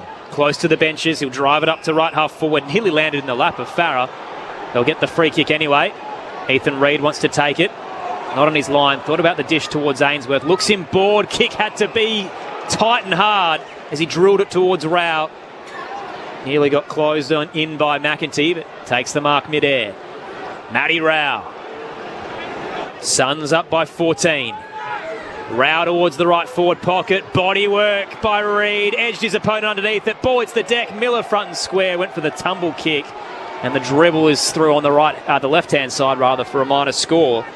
Gold Coast by 15 once again. They've been very inaccurate tonight. 6:10:46 to Port Adelaide's 4:7:31. Closing in on half-time on ABC Sport. These Gold Coast tools look dangerous, don't they? When the ball goes in, they look like they're going to grab everything. They're getting hands to it, Brogues. Just couldn't quite complete the mark there, Reid. So Farrell plays on from the kick-in. Kicks long towards the wing. Fisted down by Witts. Rao swung 360 by Richards, but was clean enough to Weller, to Andrew, back to Noble at centre wing. Gets around Georgiades, gets it onto his right boot. Flying high over the top was Mead with the spoil. Roved by Weller. This would take something special. Decides to centre this ball. Liddy flies back with the spoil, and there's been a free kick going Port Adelaide's way. Going the way of Lockie Jones, and he's got it at full back for Port Adelaide. Just a hold there. Just go long boundary here, Lockie. Don't try to pierce anything back through the middle. He knows he loves to take a risk, but he takes your advice. Up to left half back. McAndrew trying to get in front of Georgiades. Can't. Sticks a fist in. Tumbles towards the 50 for the Suns. Burne-Jones is there. Hands it to Rosie. Drew with the fist. Didn't quite make the contact he wanted. Knocked it straight to Witts. Back to Andrew. Ainsworth arcs him board. Around the body in the direction of Farah. 30 from home. Lockie Jones with the fist and darts away. He bangs it out of trouble. And they survive to the half-time siren. Gold Coast quarter-time lead extended by 5 points. And they lead by 15 at the major break. 6:10:46 to Port Adelaide's 4:7:31. And it was red time goals again that did the damage. The margin was down to just 2 at the 20-minute mark. The Suns kicked 2 late ones to lead by 15 points at half-time. The goal scorers for the visitors, 2 to King and Long. Singles to Reid and Farah. Meanwhile for Port Adelaide, all individual. Liddy's first goal in footy. McKinlay's first goal in footy. Whitlock had his 4th, and Mitch Georgiades continues his career best season with 55 now for the campaign. It is a huge night in the context of the top 8. Collingwood is trailing by 15 points at the 5-minute mark of the final term at the MCG. If you want to hear it, we won't be offended. Jump on the Listen app, hit the AFL button to catch the conclusion of that contest. If Collingwood win, you can kiss their top 4 hopes goodbye, given that Hawthorn still have to play. The Giants are still in the mix, as are Fremantle. There are 6 teams fighting for essentially a top 4 spot right now. The Gold Coast Suns are one of them. They've got a game in hand against the Bombers on Wednesday, but if they win tonight, they're guaranteed to feature in September. Percentage will matter in terms of their hunt for a top 4 finish. And at the moment tonight, they haven't quite got the job done so far, but there's still a half of footy to go if they're to boost that. Live ladder at the major break. has Hawthorn now in the 4. They weren't there to start the round. Collingwood were, but they were just ahead of Gold Coast by 1%. So the Hawks, with a game in hand, they play Brisbane on Sunday, are in 4th. Gold Coast in 5th. 0.6% ahead of Collingwood, who are currently trailing by 15 points against the Demons at the G. So a lot of permutations. It's going to be hard to predict how this weekend wraps up. But for Damien Hardwick, he's just got to get the win tonight to secure September for the first time for the Gold Coast Suns. Dean Brogan, Josh Franco, your experts tonight.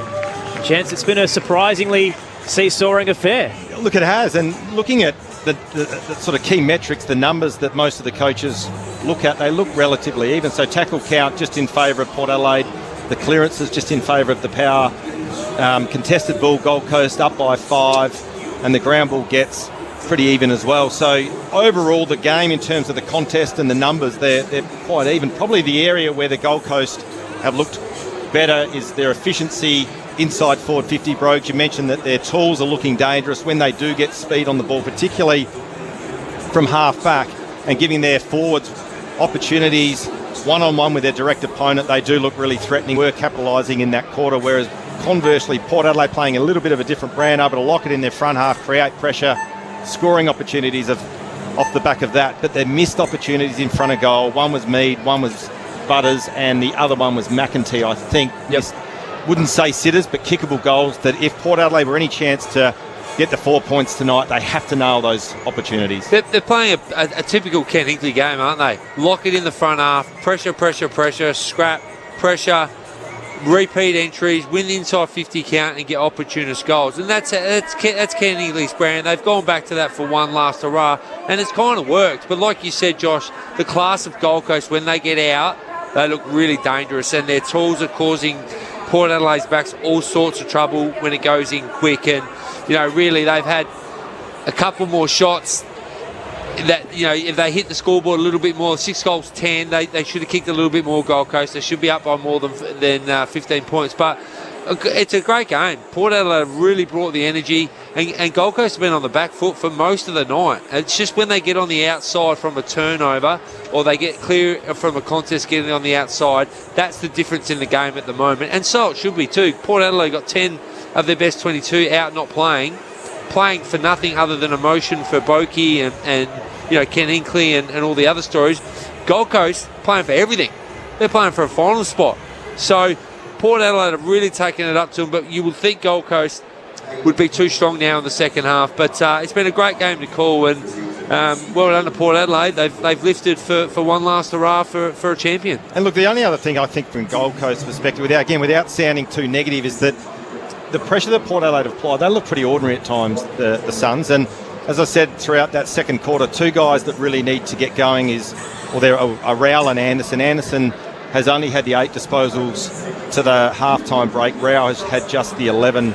Rowell with 2 clearances and Anderson with just the 1. So they need to start to exert their influence on the game, because they haven't had much of an impact other than little bits and pieces here and there in that first half. So once again, Port Adelaide have been very good. I didn't give them a chance in hell of actually getting over the line here tonight, walking into the ground.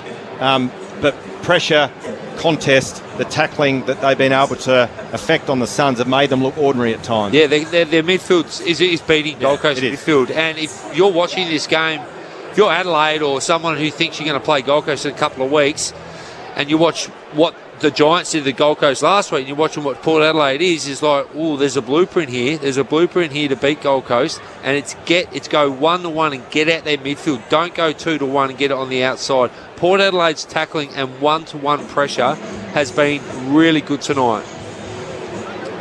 Shout out to all of our listeners who wish they were footballers and instead of fantasy footballers. It's been a rough night if you own Noah Anderson. It is grand final week for most of those who play the fantasy game, and 8 touches, 2 frees against. So it hasn't been his night for Noah Anderson. And he's not getting tagged. I've sort of been watching him a little bit. He's just not damaging, is he? You need more from your leader. Absolutely. In a big game like this, Josh, you need more. And the speed of Rosie and Butters around the footy and around the clearance and around the scramble has just been too much for those two. The contrast of Travis Pope with 17 touches in his final game. He's been tremendous so far tonight. The Power faithful have got behind every single possession across the evening as they look to honour one of the club's greats. Up in Mackay as well, so the second ODI is over.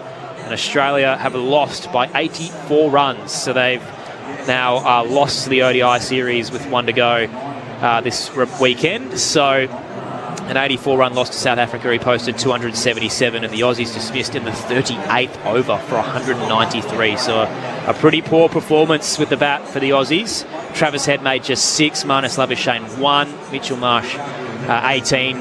Josh Inglis was really the only one who fired with 87 from 74. We'll give you some more updates as to what's happening at the MCG as well in terms of the leading possession getters and the storylines. But currently the Demons by 14 points in the final quarter, and you can hear it on the ABC Listen app through the AFL button. We're about midway through the final quarter there, and if Collingwood lose, you can kiss their double chance goodbye. There is 12 minutes to go in that contest. Here at the Adelaide Oval, the Suns by 15 points. If they win, they're secured for September. But Adelaide looking for one last hurrah to honour Ken Hinkley and Travis Boak. Great to have you with us on ABC Radio, News Radio, Sport Digital and the ABC Listen app for Friday Night Footy on ABC Sport. And don't forget, you can get in touch on the text line 0437 774 774. We'll be back with some more footy in a moment, but for now, let's get the latest from the ABC Newsroom.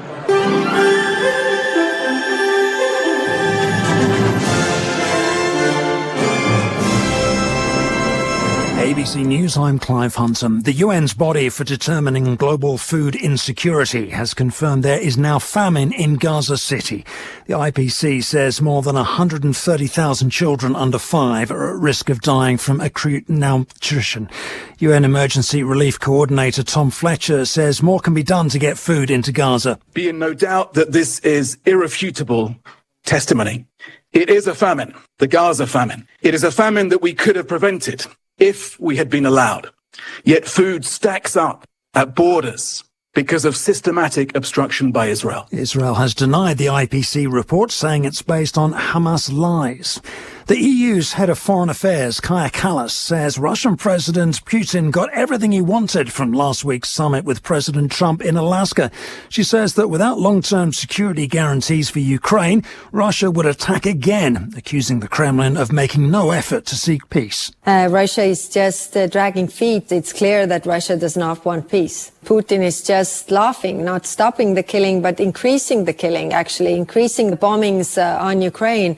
You can't possibly negotiate under, bombs. Former Sri Lankan President Ranil Wickremesinghe has been arrested by the country's Criminal Investigation Department. South Asia Bureau Chief Meghna Bali reports. A senior police detective told the AFP Newswire service that Ranil Wickremesinghe was taken into custody following questioning about a September 2023 trip to London.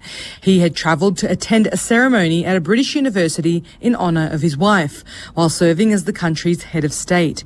Mr Wickremesinghe has maintained the visit was privately funded by his wife, but investigators allege government money was used for his travel. The former president was arrested soon after giving his statement on Friday. Meghna Bali, ABC News. Here at home, education ministers have agreed to set up a pilot scheme for a national register of childcare workers and a trial of CCTV cameras in response to allegations of child abuse in the sector.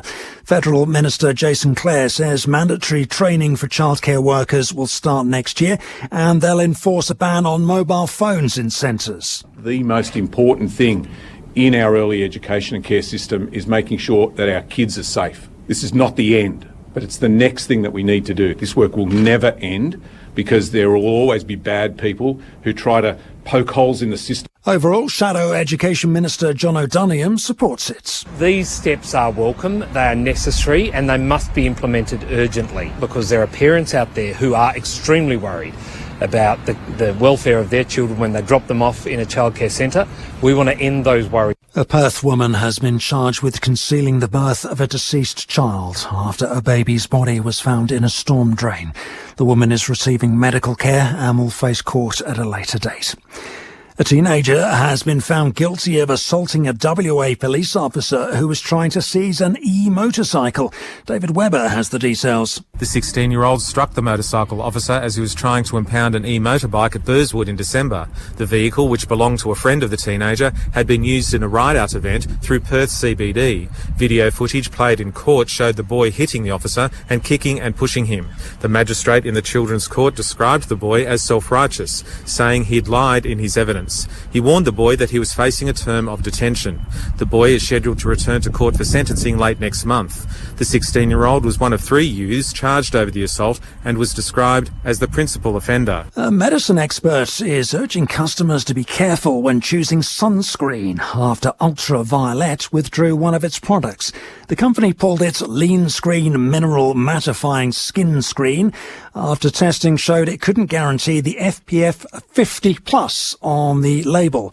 Consumer Group Choice tested 20 sunscreens and 16 of them failed to meet their claims, with Lean Screen returning an SPF of just 4. Bond University's Dr. Jessica Stokes-Parrish says people should be cautious about smaller brands and products sold online. If large manufacturers can find issues with their product, then we should be even more sceptical of backyard sunscreens that are being marketed on social media and, you know, some of the smaller companies that don't have the same level of testing or scrutiny. Ultraviolet has apologised and is offering a refund, pointing out that none of its other products are affected. ABC News. You meet the most interesting people on Sunday morning. Driving through this hot land full of dust and smoke, this little Tommy fella feels like a true blue Aussie bloke. Join the rest of Australia right here on Sunday morning. Australia all over, Sunday mornings on ABC Radio. This is the 2025 AFL Premiership season on ABC Sport. Inside to Berry, finds his way back to Moraes, now towards the left forward pocket. Georgiades has got a march. Soars up with both mitts and clunks it in front. It's Georgiades. Starts on the boundary line at left half forward. Methodical approach towards the northern end. Mitch Georgiades, it's going to be tight. He's squeezed it through. And he turns to the benches and salutes. He takes a bounce, does Rao, pumps it inside the forward 50. Lear's in the right spot, but he dropped the mark. And he's not going to get the free. That's unbelievable. I'll have to see this again. Oh, goodness. Ben Long gets the free for a hole. Free kick Long, 25 metres out. Slight angle to the right, and he slotted it. What has Lear done? Sucks by 10 on ABC Sport. That's got to be 50 as well. That's going to be another 50 against Powell. That's 2 in a minute. He was late on Liddy, who took the mark from the kick out. Tell you what, Tom, in the old days, the runner would be straight out. Will Powell, you've given away 250s. Get off, get on the phone and give him a absolute cook. Certainly is. So a big opportunity here for Matty Liddy. And he pops it through. Great kick for Matty Liddy. And it's his first in footy. Now the Suns on the turnover. Noble across to Jeffrey, inside 50. The kick towards Long, who takes it 20 out straight in front. So the Suns looking to punish the turnover. Ben Long, couple of steps, leans back, straight over the goal umpire's hat. He's got 2 for the night. It falls out in the tackle. Anderson kicks up inside the forward 50. King! That was strong. Marks 20 metres out directly in front. Big Ben knocks it through for his second. Back-to-back goals for the Suns. This is ABC Sports coverage of the AFL. On your radio. ABC Sport Digital. And on the ABC Listen app. What a time to be a footy fan. A thrilling finish to the 2025 home and away season. Gold Coast playing for a historic first appearance in the finals. If they can get the job done tonight against Port Adelaide, they lead by 15 points at the major break. And the big story of the evening is happening right now at the MCG. Collingwood has just hit the front against Melbourne. Late in the final quarter, they were down 15 points. Lachie Schultz has just put them ahead. The Pies win. Their top 4 hopes are alive. If they lose, they will not get the double chance. They can't drop out of the 8, but the permutations are tremendous. And Gold Coast have a game in hand as well. They'll need the percentage to try and hold on to a top 4 spot, though, as they wrestle with 5 other teams. It's unpredictable. It's the best kind of time to be invested in the product, and ABC Sport is your home of every game, live and ad-free, uninterrupted through the ABC Listen app. Port Adelaide plenty to play for tonight as well, as they honour their club greats, and Travis Boak has shined in his farewell fixture. 17 touches at half-time to go alongside 5 ground ball gets and 4 clearances.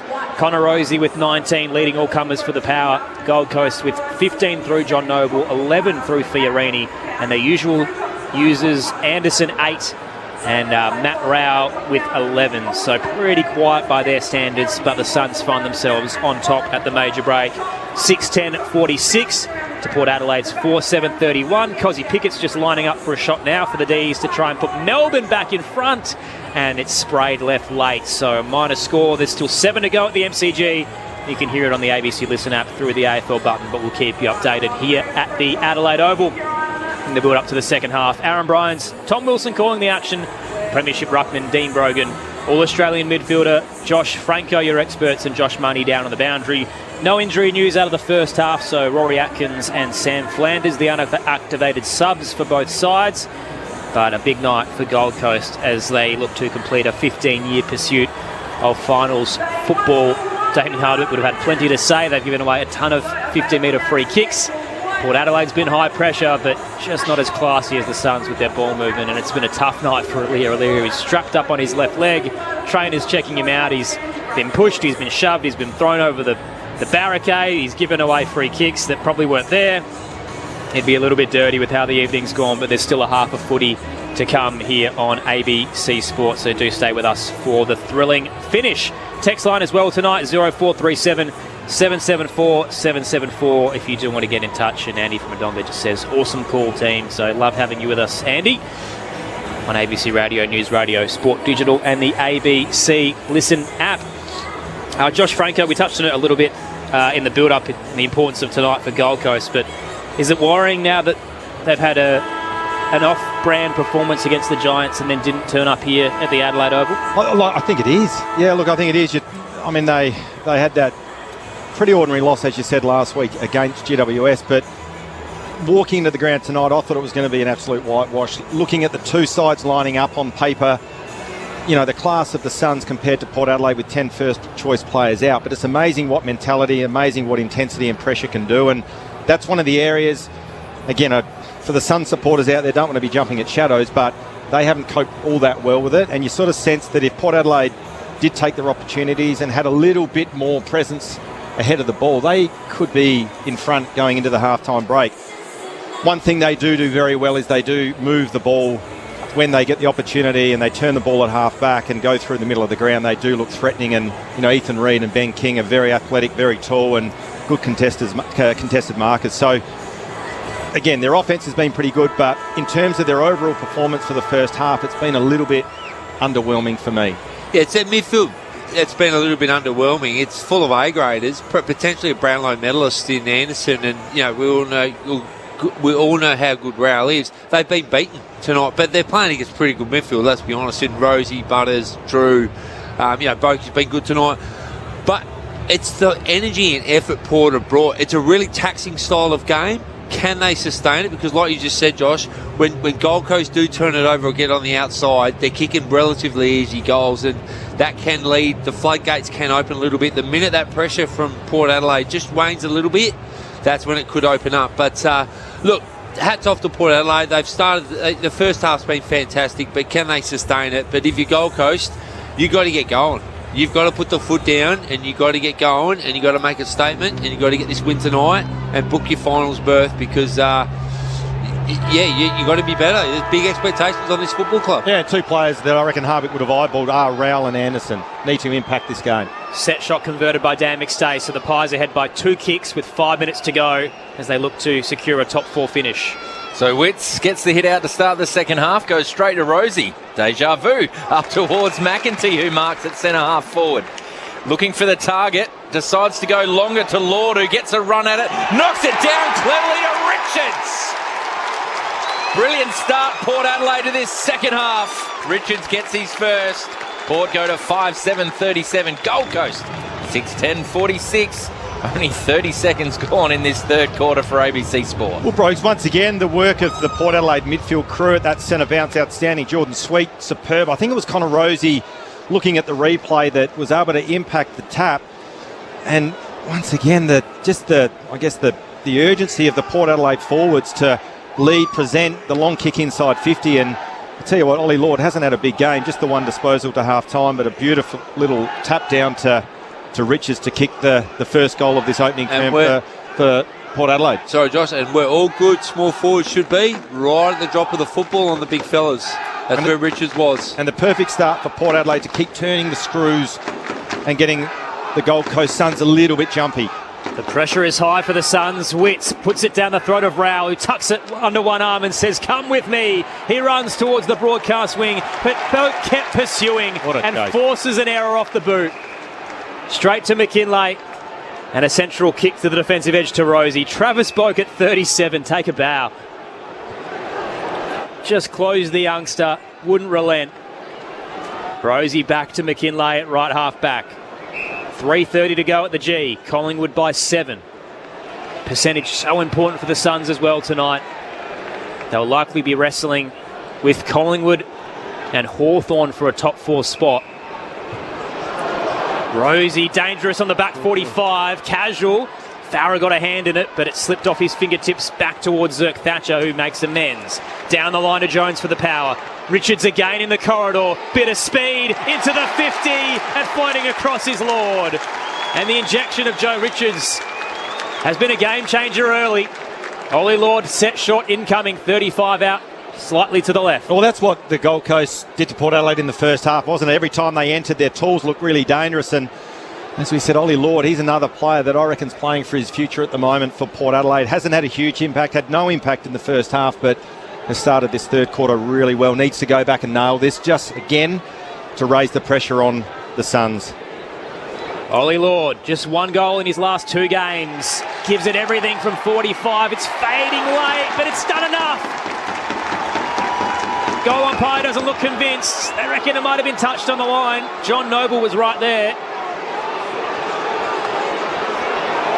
My first thought was that it cleared it easy. Might have hit the post. Soft signals are behind. Let's have a look at the replay. I reckon it has clipped the padding. It does look like it's deviated. Yeah. So this will be a minor score. The Suns' lead will drop down to 8 early in the third quarter. Meanwhile at the MCG, Max Gawn has missed a running shot from 40 out, under pressure, out on the full. Collingwood by 6, 2 to go.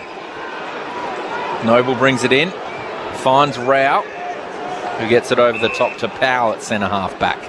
He's got a runner out wide, he's going to use him cleverly.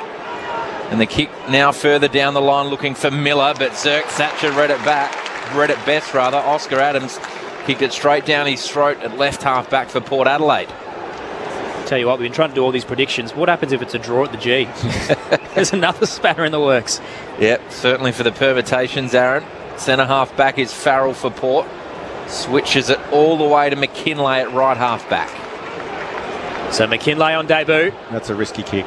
On the 45, straight to the logo, and the Suns close in. Hewlin cuts it off. Looks to the spine to Miller. Marks just behind centre half forward. Miller. Deep kick into the left forward pocket. Long's got some space. Takes the mark and is dragged down by Georgiades. They had the overlap, and Gold Coast will get a set shot, 25 out. The D's have missed another running shot on goal. 90 seconds to go, Collingwood by 6. Tell you what, Port Adelaide have been their own worst enemy, haven't they, at times throughout the game. Even on that occasion, McKinlay just not the kick. Long inside 45, got turned over and difficult to defend on the way back. The former Saint is shining in the city of Churches. He opens the angle and snaps his third. Gold Coast by 14 points. 5 minutes into the third quarter on ABC Sports, 7:10:52. Gold Coast leads Port Adelaide 5-8-38. Melbourne have it locked inside their attacking 50. Collingwood lose. Their double chance is arguably gone. Gold Coast have a game in hand. Need the win tonight. And if they get the other against the Bombers, they'll be playing a qualifying final in the first week. We'll keep you updated of the final 60 seconds on ABC Sport. Well, it's the classic first game of kick, isn't it? He'll learn from that kick. It wasn't on. But like we've said all night, the difference in the two teams at the moment is when Port Adelaide turn the ball over, Gold Coast are going down the other end and basically kicking an easy goal. But even though that wasn't that easy, that was a great mark by Long and a great snap. But that's just the difference at the moment. Is it's just a little bit easy for Gold Coast with ball in hand when they've got it in the open field. So, like we said, if Port Adelaide don't tidy it up, this game could get away from them. So, errant bounce from the umpire, so it'll come back. Even just looking at the replay of that McKinlay kick, I don't even know if there was an option there. It was a strange decision. It was. I think there was 4 Gold Coast options there. It definitely was that. They could have raffled it, Josh. Yeah. Back in the middle from the reset. Knocked forward by Sweet. Cleverly knocked back towards the Gold Coast direction by Davies. And Butters has wrapped up Rowell again holding the ball. This is rare. And he's done it twice, and Jones takes on 2 tackles. Kicks inside the forward 50 to no one in particular.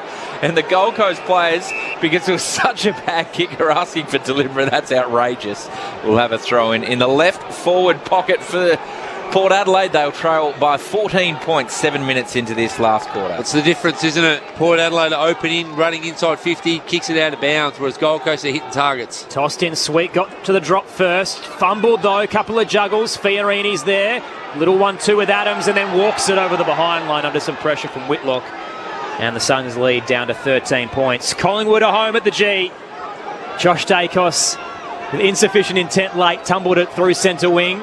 Melbourne went inside 50 but couldn't take a mark. Collingwood hang on, and they're in the hunt for a top 4 finish, which means Gold Coast must win tonight if they're to remain in the discussion for a qualifying final.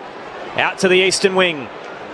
The Suns searching but can't find an option. Liddy to Jones, a check side low roller through the logo. What was that? Picked up by Rao. Hands it across. Andrew now up to right half forward. Ainsworth couldn't get a fly. Zerk Thatcher placed himself well to cut it off for the Power. They're down by 13 points. Third quarter on ABC Sport. So Zach Butters has got it at centre half back, and he makes McKinlay work for it. We've seen him here before. Kick long down the line, Ewan. Don't try to bite off more than you can chew. He's in the exact He's looking same inside spot. as well. He was looking, wasn't Yeah, he? he was. Nah, good call. He's taken the advice, goes long, up towards Sweet and Whitlock. Sweet gets a hand in there, but Will Power for the Suns is waiting there at centre half back. He takes a bounce. The switch is on, going long and wide. Aliers circling back. Didn't get any hands on it. Miller's there for company. Couldn't take it clean. Was Alier, and he goes to the ground, but he gets it back to Farrell, who was clean. Oh, great play. Beautiful play by Farrell. Sorry, Tommy. It was very good. Goes to Georgiades. He's a dangerous ball into the middle of the ground, but Butters marks. They're trying to open them up here. Plays on quickly. Over the top to centre half forward, Drew. 60 metres from goal. It's got options. This next kick's so important, where they've been failing all night. Goes across the ground, finds Burn-Jones. Reed's there for company. Sorry, Tommy, they don't want to kick long here, do they? Nah. Just trying to pierce their way through, but eventually they're going to have to kick one long here. Looking for Georgiades, who found space. They bided their time, and he marks 40 metres out on a tough angle away to the right. Well, in the end, Port Adelaide did that pretty well, didn't they? They didn't want to kick the long bomb to the goal square. Worked the ball around the arc, and Georgiades again, his difficult angle. Normally, as we said, a pretty good shot for goal. He's kicked goals from here before, but difficult angle. Got one for the night, Georgiades. Had a great year up forward, really been the lone wolf up there. 55 for the season, a career best effort. So Georgiades sets sail for home, starts at left. He's actually working it back the other way, and he snuck it through for his second. Big goal for Port. Mitch flicks the switch. Port get back to within 7 points. They're 6-9, 45. Gold Coast 7-10, 52. Halfway through this third quarter. Well, they're not going away, are they? They're hanging around, and their ball movement then was fantastic. They were patient. They switched it. It was a bit of a dangerous kick in the middle of the ground, but they were good enough to... Butters was good enough to take the mark. Then he puts a little chip kick into the middle, and I called this is the next big kick because I thought they were going to go inside 50, but they saw all the numbers, and like you said, Josh, they switched it out to the far side, and they were patient. Mitch Georgiades double back as a good forward does, then leads to the pocket, and Darcy Burn-Jones hits him on the chest, and great finish by Mitch Georgiades. And like you said, Tommy, he has been sensational. 56 goals in a team that's won 8 games this year. Absolutely brilliant year from a forward. 7-point game at the Adelaide Oval. The Suns need to win to secure a spot in finals. Otherwise, it's down to their matchup against the Bombers on Wednesday. Bounce in the middle, straight up. Sweet paddles it towards Richards. Charging out a half forward. Tried to find Drew. Ricocheted off a Sun. Back towards McEntee. He's wrapped up by Hewlin. Ball up at centre half forward. So the magic number is 122.4%. That's where Collingwood sit right now. Gold Coast are 3% behind that as it stands.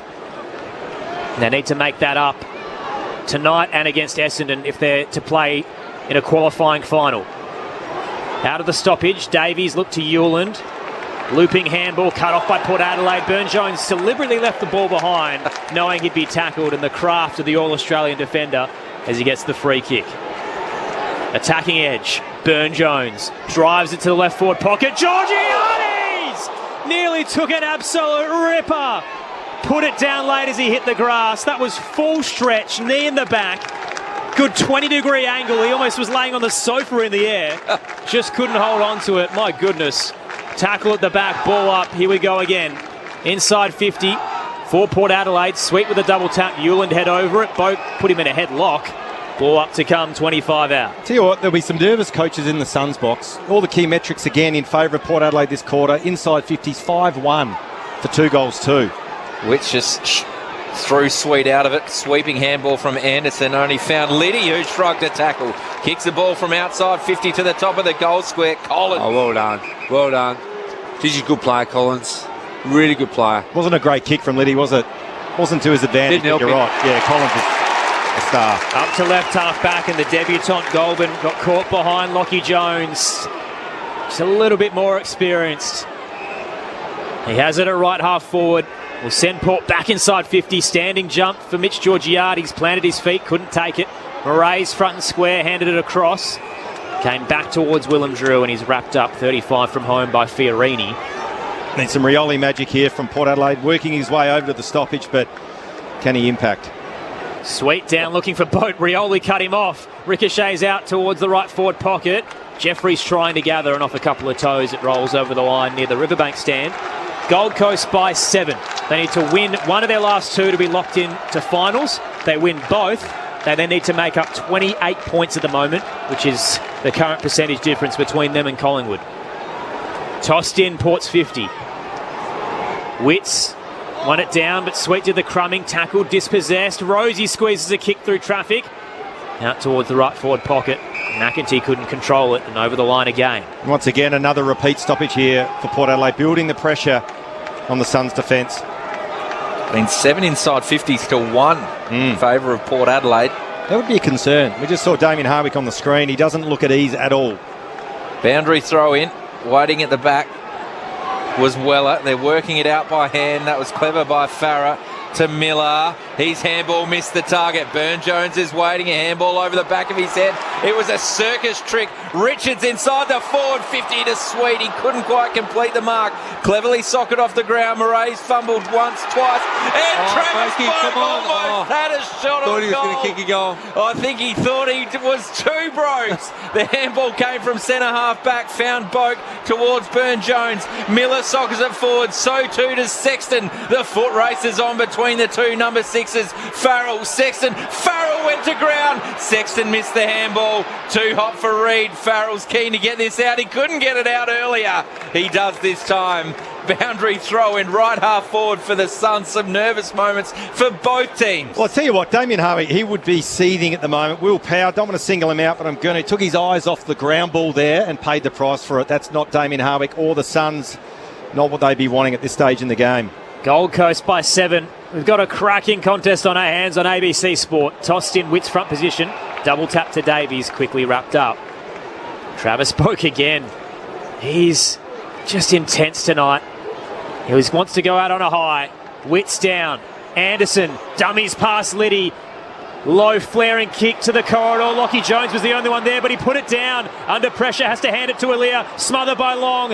Awkward bounce for Ainsworth. 30 from home for the Suns. Head over the footy, Drew. Gets it out to Farrell, and he bangs it high, up and under out of there. Towards the centre square. Hewland had about 80% of that footy and dropped it late, and they're going to give it to him. Lockie Jones, if he hadn't opened his mouth, he would have choked on the ball. He just dropped a absolute sitter. Hewland inside 50, Aaliyah in front, King behind, slipped through both mitts. Burne-Jones braces for the tackle along. We'll get a ball up, 20 out, straight in front for Gold Coast. Big stoppage this one. A lot of coach killers tonight. Oh, yeah. A lot from both teams. Yep. Ball up at the top of the goal square. Witts knocks it down. Zerk, Thatcher's there. There's another one. could be another one. He's kicked towards the boundary. Actually marked his own ball. It wasn't 15 though, so he takes it out over the boundary. Josh Money. Yeah, Tom, Damien Hardwick wants to make a change here, so Sam Flanders, the sub, is changed and ready to come on. Easy to forget he was top 3 in the BNF last year. Just waiting on confirmation on who is subbed out, but Sam Flanders about to come into the game. Boundary thrown in front of the scoreboard. Knocked down by Sweet. Zerk Thatcher on his hands and knees again. A handball towards Sexton, who was met by Jones. A quick kick out of defence from Rosie. There's only Suns there. Plenty of time for Fiorini. Lowers the eyes looking for Miller. Not strong enough in the contest. Drew knocked it away. Then gathered the veteran. Gets it to Burne-Jones. To Murray's. Handballed over the top to Georgiades. Rioli. McEntee keeps going. The handball missed the target. It bounced. McEntee went up and picked it up. That was tough. Richards clever. Taps it over to Rioli. Centering ball to centre half forward and Lord Marks. He doesn't mark, but free kick against Collins. Wow. That was Harlem Globetrotters. What a passage of football. Oh, that was brilliant. Great call, Tommy. That was an absolute brilliant piece of football by Port Adelaide. This is the best they've played all year. Fantastic bit of footy. Really good bit of footy. Tell you what, I'm just looking at the replay of that free kick to Lord. I don't reckon there was a lot in that. I thought that was just a good contest from Collins, but missed one, similar shot. Yeah, this is huge. Similar distance, hit the post. He needs to nail this just to tighten the screws even more. It'll take a kick from 50, just away to the right. In comes Lord. Ollie unloads and praise the Lord at Adelaide Oval. He converts this time and Port are within a point. 7-9-51, Gold Coast 7-10-52. 18 minutes scored in this third term for ABC Sport. Woo! What a game. What a game. That was just an unbelievable bit of play by Port Adelaide. They are up to their eyeballs, and this Gold Coast have got a really big game on their hands at the moment. Port Adelaide are really up for this. Brilliant play. Josh Bunny on the boundary, Josh. Yeah, Tom, just confirmation on the Sun sub. Sam Flanders into the game, and it's Joel Jeffrey who comes out. Well, even that passage of play there, just a couple of critical moments, almost the Harlem Globetrotters from Port Adelaide with their ball use. But then that man, Junior Rioli, just the kick inside 50 to find Lord. Give him the ball. Things happen. 1 point game at the Adelaide Oval. Witts battles with Lord. The Suns ruckman with an overhead tap. He was searching for Anderson. Butters first to it. Gave it to Lord. Tried to ride the tackle of Miller and brought to ground. So if you just joined us, Collingwood defeating Melbourne by 6 points at the G. Means that Gold Coast will need to win both games and make up the percentage for the double chance. Out of the stoppage, Rao got it wide to Anderson. Inside 50, Reid launched and was tunnelled, landed heavy. Play continues. Liddy shakes one tackle but can't get through Miller. The first was too high from Ben Long. Very lucky. I think the Suns look a little bit jumpy with ball in hand as well. They do. They're just not handling the pressure at all, are they? Absolute byproduct of the pressure, as we've spoken about, that Port Adelaide's been able to apply. Manny Liddy looks to the broadcast swing. They've got the outnumber, but the kick was nowhere near the pack. Over the head of the 2-on-1 and out on the full. Tell you what, there'll be some highlights to review on Monday. Not that they will, but there'll be some lowlights as well of this game. Gee whiz, they've made some bad errors. Goulburn heads back on the 45 to Andrew. He's centre wing on the broadcast side. Gold Coast by a point here at the Adelaide Oval. Andrew with no one on the mark, plays on. Kicks it into the forward pocket. Running at it was Reid. One bite of the cherry. But Lear gathered up towards Sweet, who knocks it on. Probably could have tried to take that mark. Had to take the mark. Knocked it to the advantage of Noble, who sells some candy to get past Georgiades. Goulburn marks at left half forward for the Suns. 9 inside 50s to 6. This will be the 7th for the Suns this quarter. Up towards the goal square, Reid flies. Ram knocked it down. Burne-Jones has worked his way back. He made it hard for Farrell. His quick kick around the body. Butterick couldn't complete the mark. Liddy goes in with Rao. Both players went and picked up the footy. And we'll have a ball up at right half forward. The Suns holding on to a 1 point lead. What a rally from Port. 3 goals to 1 this term. We're into time on. Tossed up, Sweet down looking for Liddy. Fumbled. Butters there with the assist. Clean take. Screws the kick across the body. My goodness, a hook that was about 10 metres to Burn-Jones, who ran away and then fumbled under the pressure of Flanders. Sweet's there to help. Hands it to Boak. Crowd rises as he gets another touch. Liddy tried to loop it over the top, back to him, and Powell knew it was coming. There's the smother. Rao now tackled by the 387-game veteran. Travis Boak, the umpire, just leant in for holding the ball, and at last minute changed his mind and will get a ball up. Travis Boak, what are his tackle numbers tonight, Brogues? Because he has been tremendous. Out of the stoppage, the Suns here. Powell backtracks. Seven. Leads the team in tackles. Little 1-2 with Butterick, and then a worm burner through centre wing. Wasn't what he envisioned. Drew pulled away from the contest by Flanders. Liddy takes it. Check side hack. Straight back to Powell, who put it down. Bit of Benny Hill music. The Suns trying to get the ball moving forward. Little bit of a nudge from Long. Edged out his opponent, and it's coming back for the push. Zerk Thatcher has it at left half back. The Suns by a point. Huge 5 minutes coming up for Port Adelaide. No red time goals. They've let in 4 red time goals in the first 2 quarters. Butters' dangerous kick up towards Richards, who fumbled but gets it back to Farrell, out towards Aliir. He's at left half back to Liddy. He's going to play on this time.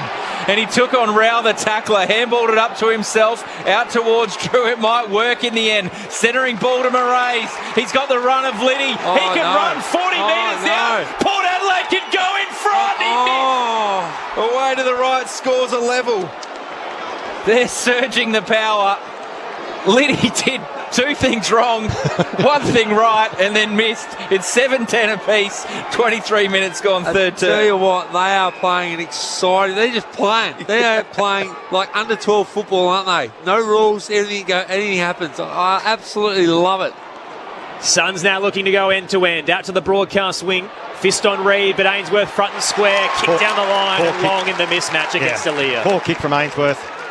Takes the intercept mark. Just didn't give Long an opportunity at all to impact that contest. Wants the switch. Here's Butters. Up towards the corridor, searching for Boak. 3 against him as the triangle. He does well to paddle it away, looking for Moraes, who fell over, buffeted by Noble. They're out Powell here. knocks it to Fiorini. They've got the overlap, but the kick didn't favour the options. They were queuing up, and he went to Farrell, who was against Butters.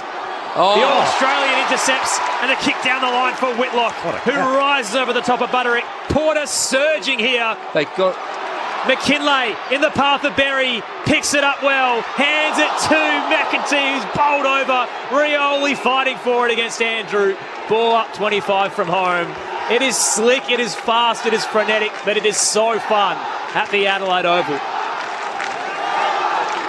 Ruck contest, Sweet knocks it down, roving Berry, left foot snap! Right across the face, and hits the behind post. No score. You would think Port Adelaide are playing for a top 4 spot here, wouldn't you? Honestly, they are absolutely giving Gold Coast all sorts of trouble. The thing is, Brokes, if they could complete these quick handballs. I've got to say, you ever had those dreams where you're chasing someone and you wake up frustrated? That's how I feel now with Port Adelaide. They're dominating just about everything, but can't finish. So Andrew with a clever kick to Fiorini at centre half back. Butters knocked over a player off the ball. That one might be looked at on Monday, and we'll probably get a result by Friday. Holding the ball in the middle of the ground. Boak with his 8th tackle. Butters takes the play on. Gets it to Rosie, who juggled but marked in the end. Lowers the eyes, finds Moraes. Hits him on the chest, 40 metres out. 45-degree angle.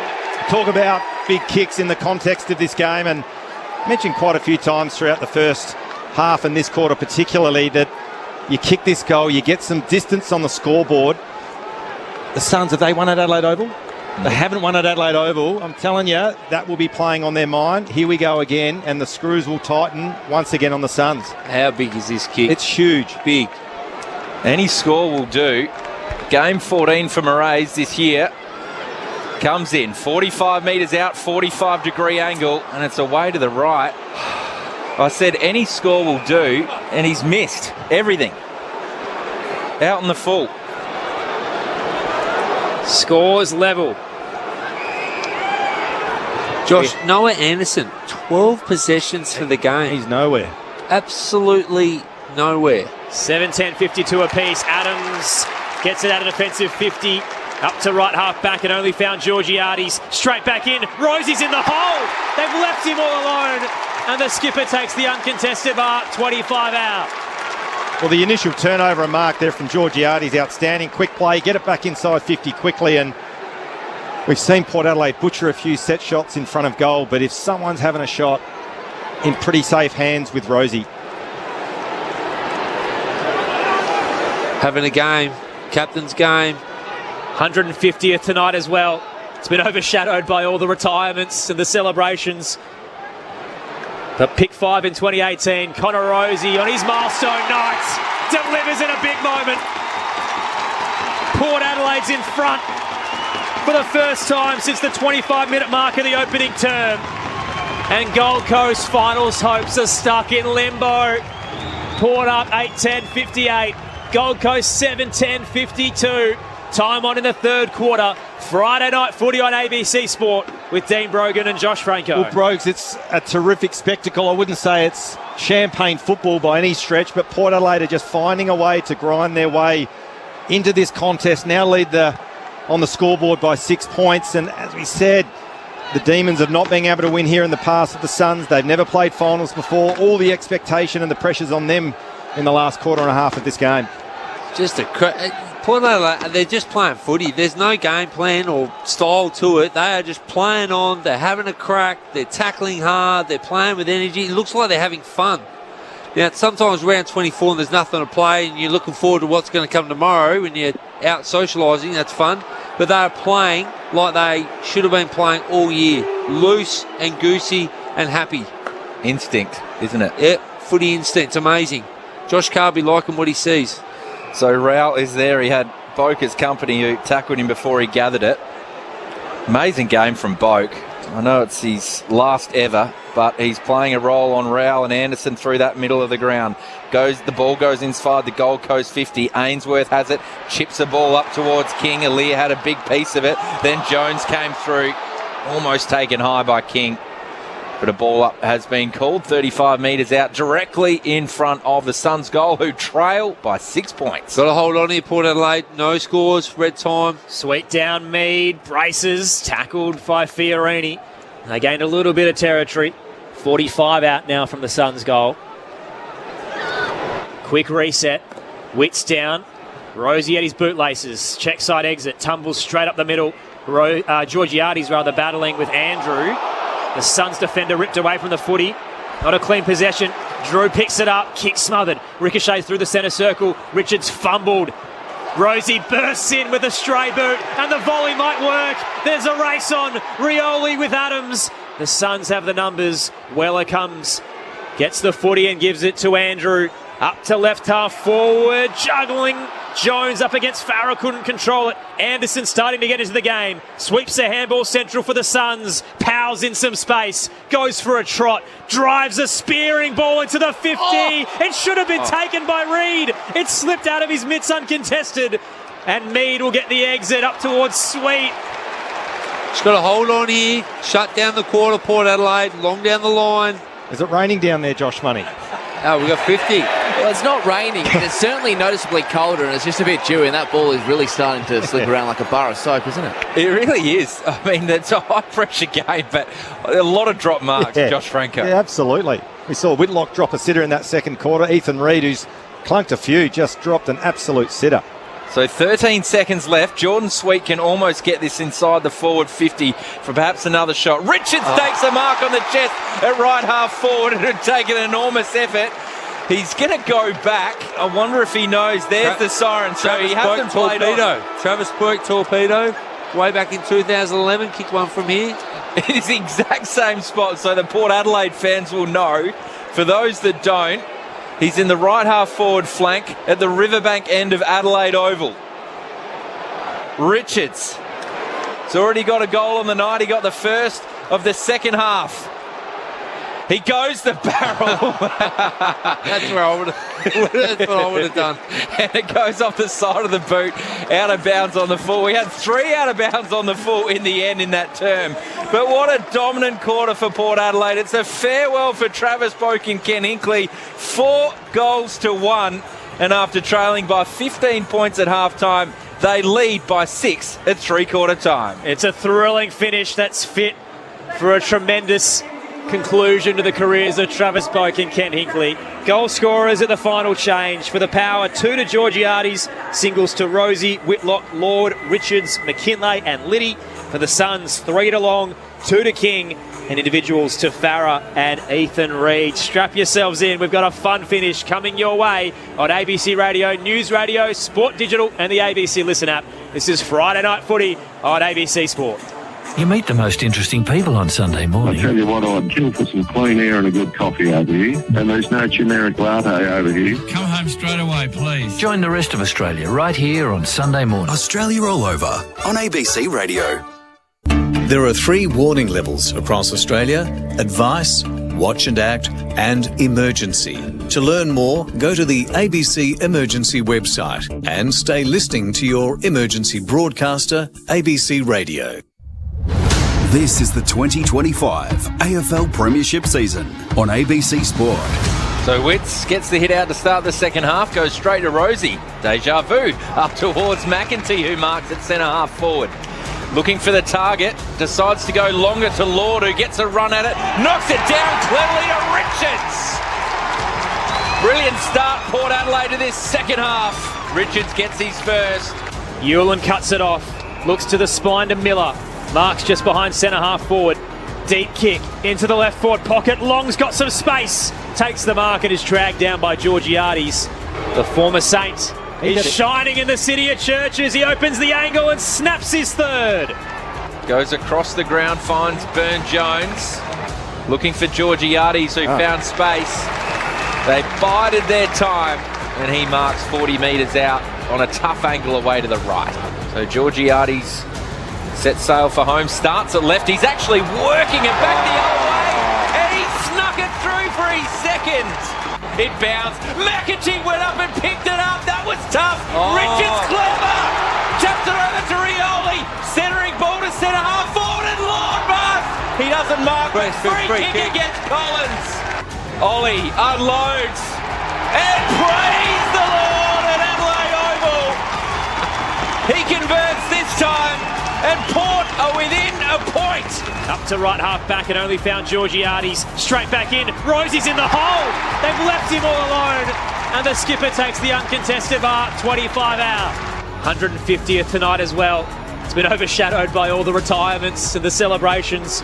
The pick 5 in 2018. Connor Rosie on his milestone night delivers in a big moment.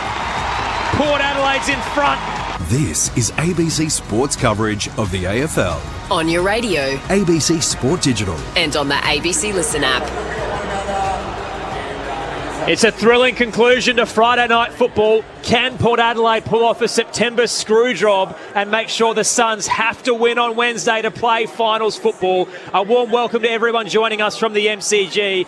What a contest we've had tonight. Gold Coast playing to secure finals football for the first time in their 15-year history. But as expected, Port Adelaide has lived up to the emotional roller coaster. A fitting finale for Travis Boak and Ken Hinkley. They've been high pressure. They haven't been slick, but they've taken the game on, and the Suns have been stunned. We've had 6 lead changes. Gold Coast led by 10 at quarter time, 15 at the half.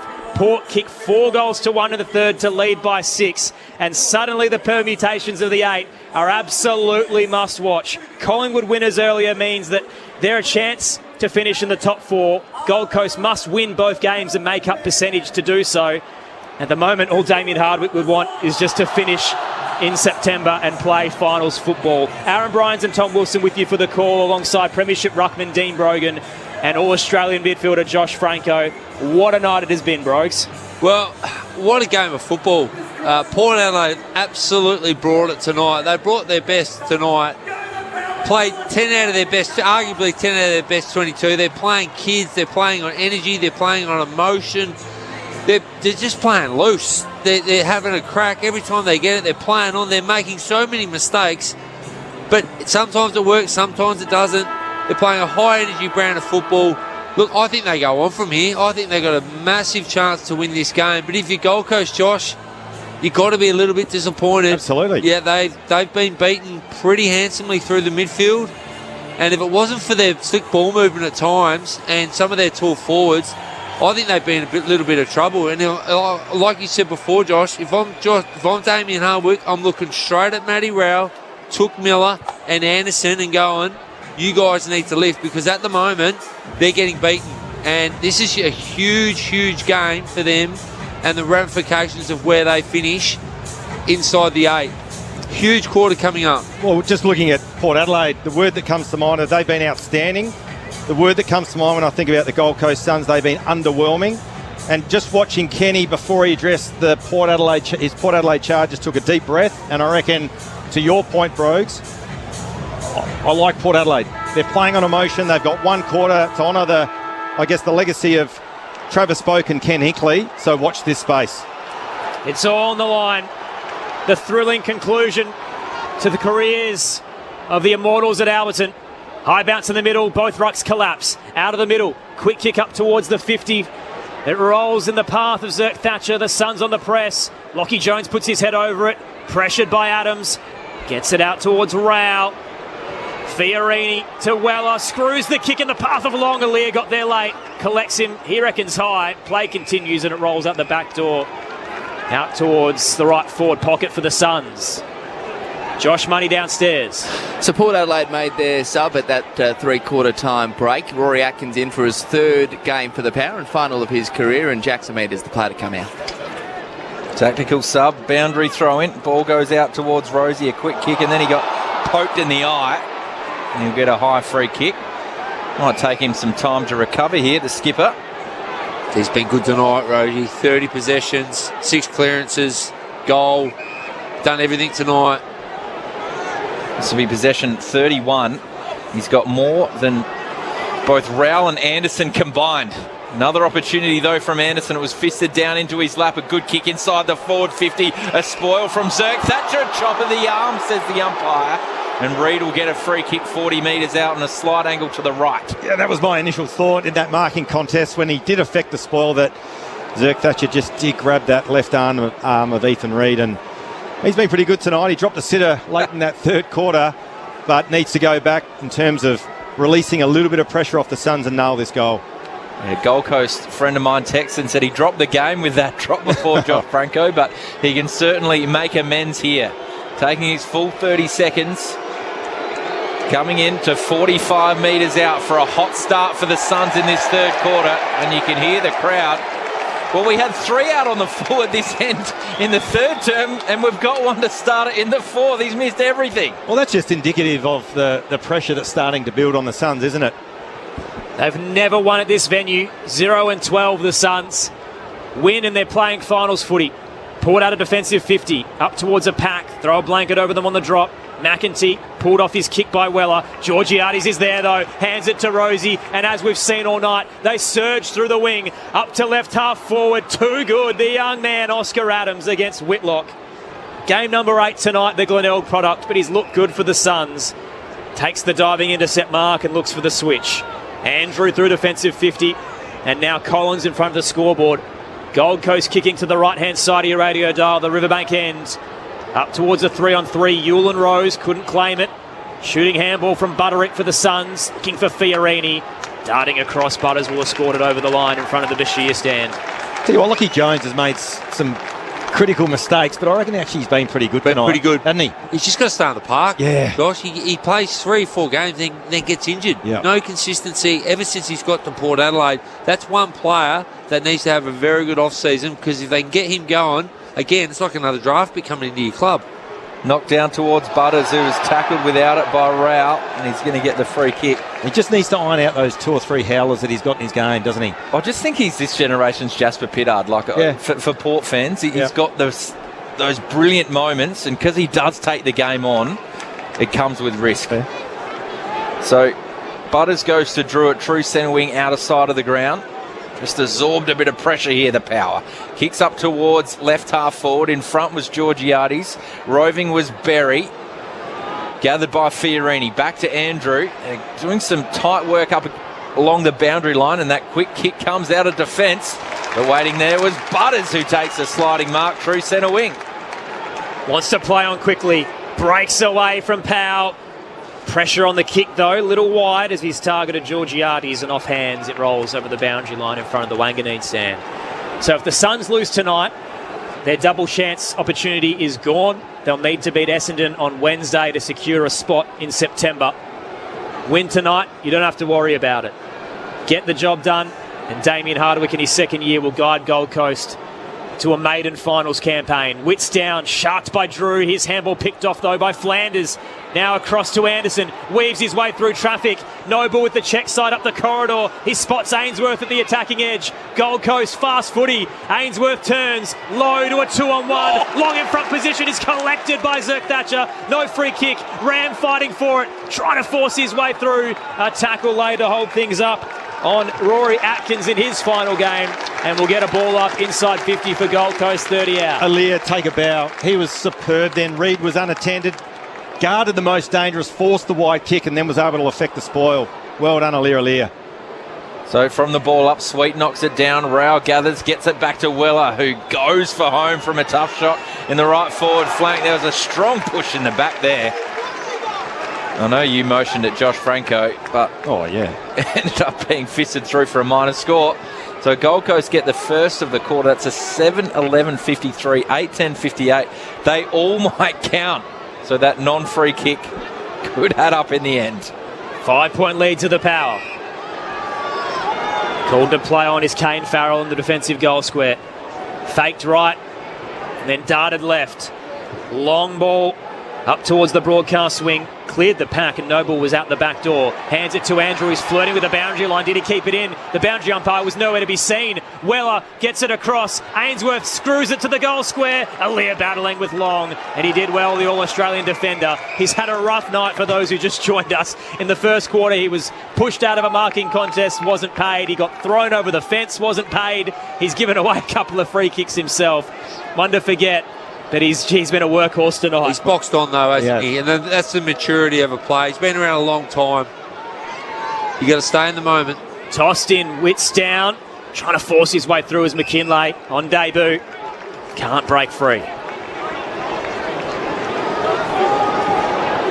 A few repeat stoppages here for Gold Coast. And get in front with a goal. Knocked down, but gathered by Rosie, who slipped when he kicked. Oh, what are they going to do here? And it's dribbling along the boundary. It stayed in. Fiorini kept it in. Handballs it back to Adams. He's going to go to the top of the goal square. Flying it, that is King. And strong is Big Ben. Takes the mark 30 metres out directly in front. Well, just another critical moment there for Port Adelaide. When I said, what are they going to do here? Connor Rosie actually slipped as he was kicking the ball, had possession, had clear possession. Was looking to get a bit of territory, but slipped over. Ball stayed in, and Ben King, who hasn't had a huge night, has looked threatening, but a terrific contested mark. Can be a little bit jumpy in front of goals too, but you'd expect him to kick this one. He's capitalised on his opportunities when he's had them. Kick 2 for the night. 30 metres out. In comes Big Ben after a big, strong mark, and that's a big goal for the Suns. That's his third. And they go back in front there, 8-11-59. Port 8-10-58. 7.5 minutes gone in the fourth term for ABC Sport. Well, the Suns have started this final quarter well, Brogues. They've had inside 50s 5-zip. Their contested brand of footy is starting to pay off. 12-8 this quarter. The uncontested possessions, again in favour of the Suns and dominating field position. Yeah, they've responded, no doubt about that. They would have got a harsh talking to by Damien Hardwick at three-quarter time, and like we said all night, when their tools have had to run and jump on it, they have looked dangerous. That's a great mark by King. He's playing on a first gamer, but I don't think anybody would have stopped that. That's a great mark. And like you said, Josh, they've started the quarter like their footy life depends on it, and it does. They need to win this game. You do not want to leave your finals chances to Wednesday night against Essendon, because anything can happen. You have to win this game. Thoughts of Dean Brogan and Josh Franco on ABC Sport. Bounce. Went a little wide to the eastern side. Swatted it down towards Davies, though, for the Suns. Gives it to Anderson. Kick up towards the broadcast wing. It bounces favourably. And turning to go is Sexton. He breaks away from Burne-Jones. Up towards the 52 and to Aaliyah. Juggles it over the top of Long. That's a great mark. And 50 as well, as it's knocked out of his hands. What a response from his first quarter. He was in all sorts in the first quarter, but geez, he's been good since. Great mark. Gold Coast by a point. They win and they're playing finals footy for the first time in their existence. There's still 14 to go. Friday night footy on ABC Sport. Aaliyah through the broadcast wing. Drew with a couple of juggles against Davies, but lost his balance late. Now the Suns close to the benches. Hewland couldn't quite track the bounce of the ball. And McKinlay has surged across and knocked it over the line. The umpire says insufficient intent. No. He fumbled the ball and it came off his knee. That's a bit stiff. Ken didn't want to give the ball back. He landed in Ken's hands. He didn't want to give it back. Imagine if he got a 50 given away against the coach. I don't think that's ever happened, has it? Anyway, Ewan takes the free kick, kicks it up to right half forward. Burne-Jones gathered. Here's McKinlay. He's clean this time. He didn't know what to do with it, though, so kicks long towards Whitlock and Collins. Collins knocks it to ground. Whitlock gathers. Can he get boot to ball? Shoved in the back. Oh, holding the ball. Goodness, wow. The ball went 20 metres away. He's disposed of it somehow, hasn't he? He's kicked it, though. Oh, these umpires have had an absolute stinker. It's been atrocious, honestly. They won't be playing. They won't be coaching playing. They won't be coaching first week of the finals. Ewan picked off a dicey kick. He went to the broadcast wing and Burne-Jones raced in front. Takes the intercept mark as he cuts across Fiorini. Burne-Jones back to the 50. Georgiades front position. Fist came from Andrew.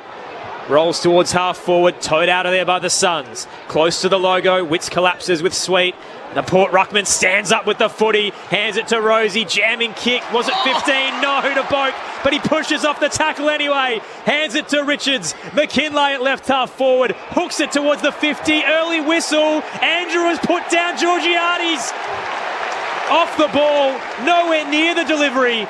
Mac Andrew, who has a record of giving away costly free kicks at bad moments for Damien Hardwick. Mitch Georgiades gets a set shot, 30 from home. Whoa, how big is this kick?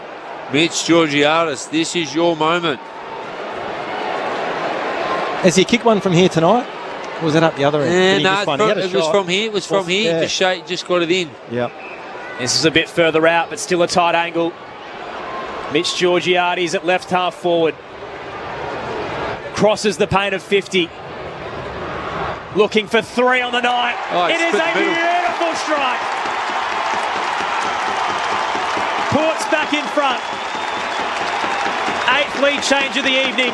And the Power are up by 5. 9-10-64 to the Suns 8-11-59.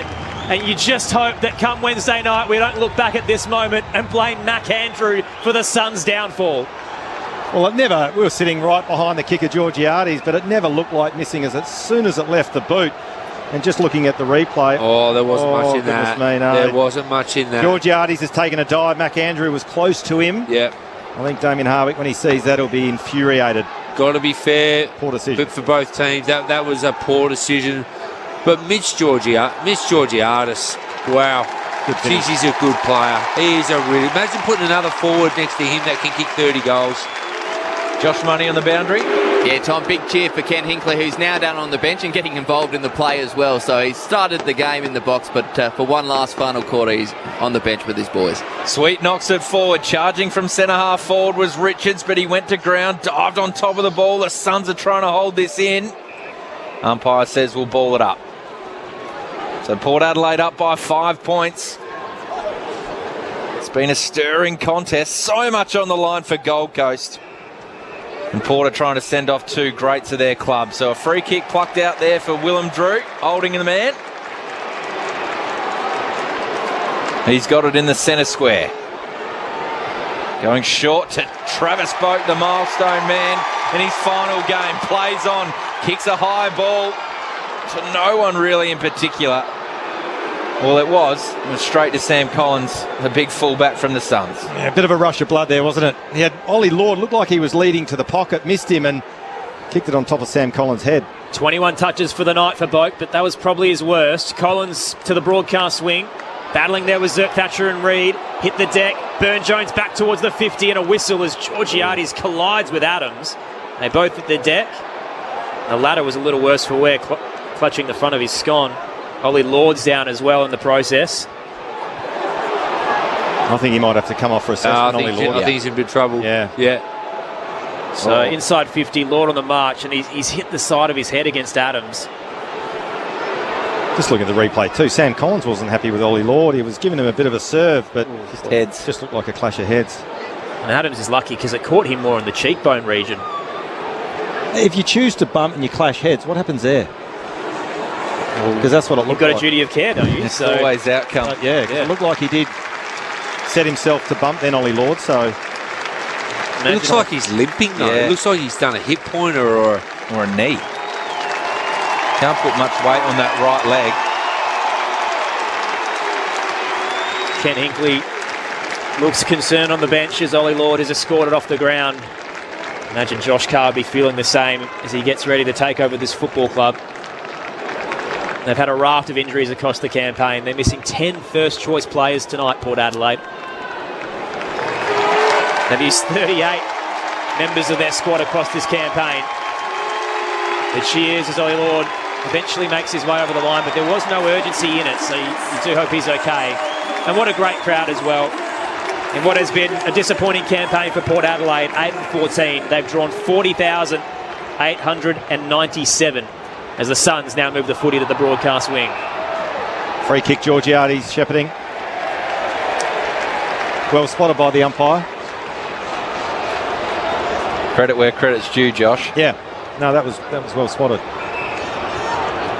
So Georgiades has it centre wing.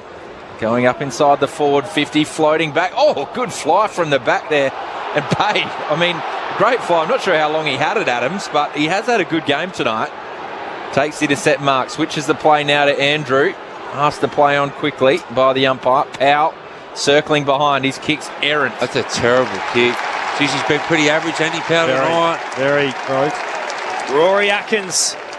His 141st and final game, the journeyman, inside 50, big moment. Georgiades tries to juggle, can't reel it in. Hewland's crunched, brought to ground, the ball pops out. 20 from home for the Power. The Suns have numbers. Rao dangerous to Davies, cut off by Drew, hands it to McKinlay. The debutant snaps, and it curls across to the right for a minor score. Port by 6. Worth noting a draw for the Suns would cost them a top 4 opportunity. And it wouldn't lock them in the 8 either. If the Western Bulldogs beat Fremantle, the Suns could still miss out. Powell's got it at right half back. Kicks down the line, pushing the back there from Reid. Umpire spotted that one. Things are going Powell's way, aren't they? They are. He does that a lot, Reid. Yeah. I mean, he obviously pushes the boundary. Gun young player. Short kick from Zirk Thatcher to Butters, who sells some candy. Goes inside. A pop ball over the top to Burn Jones. It was perfectly weighted. Risky for a moment. He's in the centre square, goes out towards Sweet. Had some pressure from Farah, but takes the mark. Just on centre wing now. Gold Coast have got back. And he thought about switching the blade. He said, get it in there. Flying is Georgiades from the back of the pack. That's why you get it in there. That's why you get it in there. Marks 40 metres out, slight angle to the left. Well, what I will say, and again, I haven't had a good look at that marking contest and what happened in the lead-up, but Mac Andrew paid the ultimate price, I think, by not getting body on this bloke. Remember Brett Burton from the Crows in the early 2000s. You give him a run and jump at it, he will sit on your head and take mark of the year, as Georgiades almost did on that occasion. Big moment for Mitch Georgiades. What a season he's had up forward. Another big moment in front of a big opportunity. Snuck it through. 4 to the floor, he was sure. Georgiades, 2 for the quarter. Port 10-11, 71. Gold Coast 8-11, 59. It's danger signs for the Suns. 18 and a half minutes into this final term. Well, I can't speak highly enough of Mitch Georgiades, and we're all in agreement here. This guy's he's a genuine star, absolute star. If you're Josh Carr right now, you're thinking, wow, well, I've got something. I've got something. Coming off a knee a couple of years ago as well. They have got 12 months of footy. This small forward line that they put together tonight and the energy. I know they're playing a lot of emotion, but wow, geez, they're playing well tonight. Gold Coast, over to you. Josh Money downstairs. I know he limped off the ground, but it's certainly the head that's the main cause of concern for Ollie Lord. He's getting the right side of his head looked at, and there may not be enough time for him to come back into this game if he has to have a test. Caught by 12. Witts tapped it down, and Butters was held by Davies, and surging by is Farrell. He's released with a bullet pass into the 50. Little low for McKinlay. 45 out for Port. Davies tackled, dropped it. Rosie gets him. They collapse. Ball up to come just inside the arc. Gold Coast win. They're locked in for their first ever finals campaign. Lose and they have to beat Essendon on Wednesday. Witts down to Davies. Picked off. Berry up and under 5 metres. Liddy rises, knocked away. Atkins shoots a handball wide. Moraes tracks it. Collins is there. McEntee as well. Collins towed it towards the line. Boundary throw in. Right half forward for Port Adelaide. Port Adelaide, the last 7 or 8 minutes, dominating field position, dominating inside 50s, and they're getting the run of the green with the umpires. Could the fairy tale play out for Travis Boak? It might just. Josh Franco, boundary throw in. Witts knocks it down towards Rowell. He had Rosie in company. Davies went in hard. It was Sexton, in fact. Butters looked like he took him high, but the umpire says we'll ball it up. We'll have it again at right half forward. The tackling's been elite tonight, Port Adelaide. They've really gone at the man and the ball really well and fairly. Uncontested in that ruck contest. Until I said that. Rosie was holding on to Anderson. He's been so good all year, the Gold Coast skipper. Time to stand up, young fella. Kicks up towards the line. Lockie Jones had a fly out. He just couldn't complete the mark. Gathered by Gold Coast and a drop mark by Sexton. It was Ainsworth, in fact. That could really hurt. Dangerous ball from McKinlay. He seems to love those. His kick towards Butters was intercepted by Anderson. Handballs to Powell. Running off halfback. Doing well. Rioli chasing hard. Flanders, the sub, chips it over the top to Goldman, the debutant at right half forward. Burn Jones just needed to stay on Goldman there. He pressed forward to try to impact, but didn't. Poor decision there from Burn Jones. Goldman kicks to the top of the goal square. Aaliyah did push out his Gold Coast opponent. Whitlock was tackled. Play on, says the umpire. Atkins to Zerk Thatcher. Aaliyah on the goal line. Chucks it on the left boot. There's Port players there. Flying over the top was Hewlin. Gathered there by McEntee to McKinlay. To Farrell with some run. He takes on the tackle. Handballs over the top to Georgiades, who wasn't clean. Handball. Handball inside to McKinlay. Missed. But he wrapped up Rowell. Gets it to Powell. Gold Coast go forward. Powell squeezes a kick on the 45 across the body. It tumbles to Witts, 40 from home. Hands it to Farrell. Turns at 30. Giant Farrell strikes. Gold Coast aren't done yet. Their September dreams are alive. It's a 6-point game at the Adelaide Oval with 6 minutes to go. The Suns 9-11-65. Port Adelaide 10-11-71. Friday night footy on ABC Sport with Dean Brogan and Josh Franco. Well, Brogue, just a little bit more class and a little bit more composure and care with the ball in the middle of the ground. But then the turnover, and that's where the Gold Coast Sun have been dangerous all night. On turnover, getting speed on the ball, and Jai Farah only 6 disposals for the game. That was his 6th. He had 3 in the first quarter, so not a huge impact. I actually forgot that he was out there until he took possession of the ball, but finished superbly to keep Gold Coast within reach. I'm not sure who kicked that across the ground, but geez, that was a smart kick from the Gold Coast player. He just absolutely kicked it left, straight across the goals, because there was nothing ahead of the ground. He saw it left of his eyesight and kicked it straight over there, and that's what got Gold Coast the goal. What a game of football we have on. Back in the middle of the ground, Rao gathers, gets it to his partner in crime in Anderson, who was pushed as he's kicked. The umpire saw it. It's going to come back to where the free kick happened. So we'll just wait for him to get back on the mark. And Anderson does. So he's up to 6 now, Anderson. He's captain's call. He's up to 6. So he kicks straight down the spine, inside the forward 50, running and jumping, and that was King. Doing well was Drew at the bottom of the pack. Handball back towards Jones. He could have raffled it with his teammate in Butters. He did in the end. His clearing kick was composed, and he finds Farrell at left half back. Tell you what, Butters is known for his aggressive, competitive, combative nature, but his composure with ball in hand and disposal by foot there was brilliant. It's just a joy to watch, isn't it? Port by 6, Friday night footy on ABC Sport. Farrell switches across defensive 50 to Aaliyah. Yeah, go long here, Lockie. He'll backtrack to Lockie Jones. Low and hard, he sends it to the eastern wing. Whitlock was on the march, knocked away from him by Adams. Long gets it out towards Sexton. Turn through 2 for the Suns and gets it to Butterick. Kick wasn't 15 to Noble. Looks to the corridor, pinpoint. Took Miller behind centre half forward. The dual All-Australian. No one on the mark. Miller plays on, sends it long, too long. Who marks on the boundary line? Tight angle 20 from home. Now, you would normally say this is a really hard kick, but the modern footballer today kicks these in their sleep, and especially long. He loves these goals. 3 for the night. Handy player, Long, isn't he? Ben Long opens the angle, snaps around the body and misses. Minus score on the left.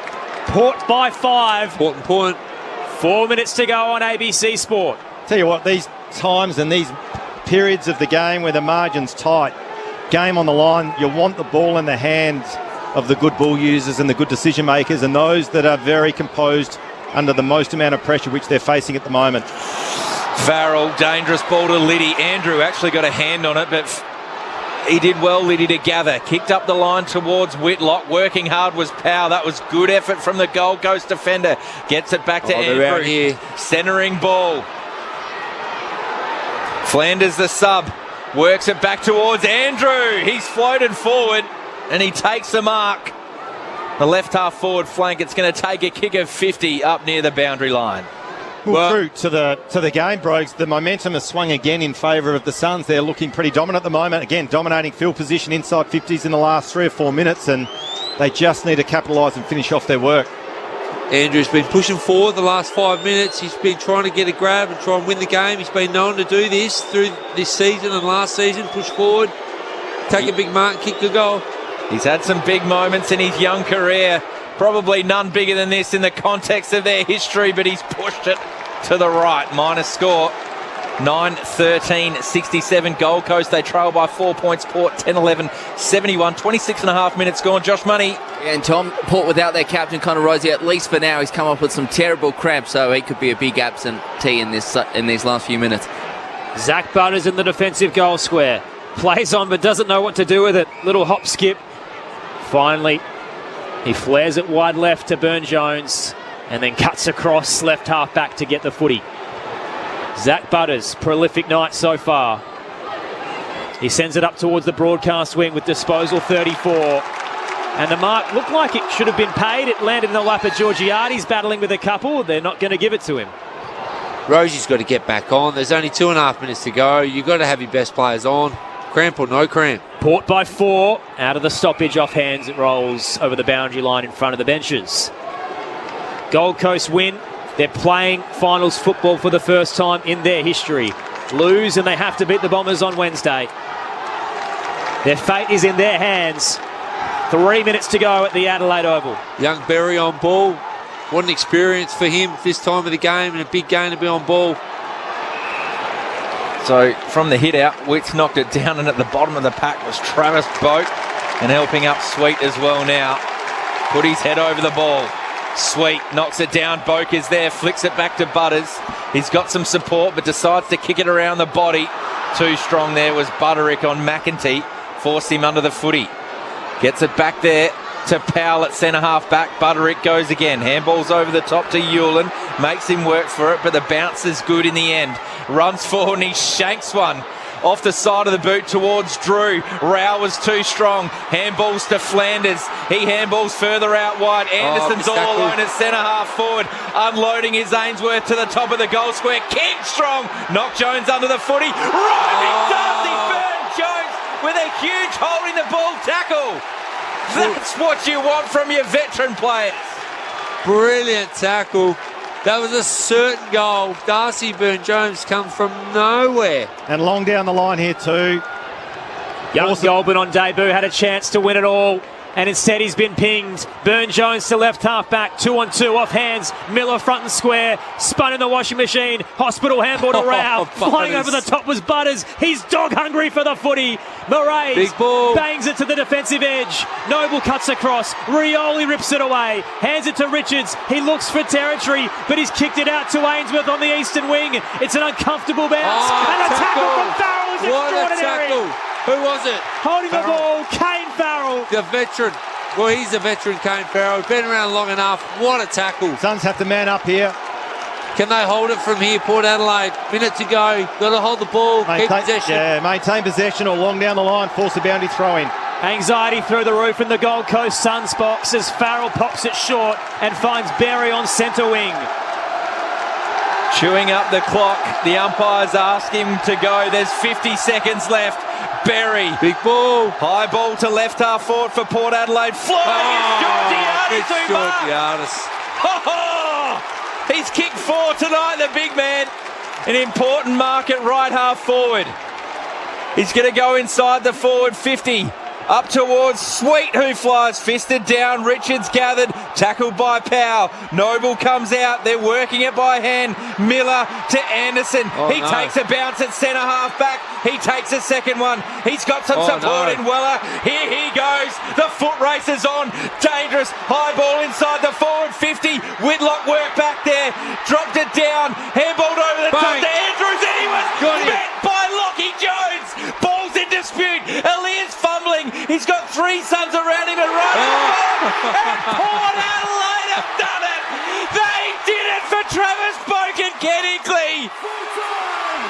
Have a listen to the crowd. They are the most emotional team in footy, and the emotions are riding high at Adelaide Oval. Port have done it.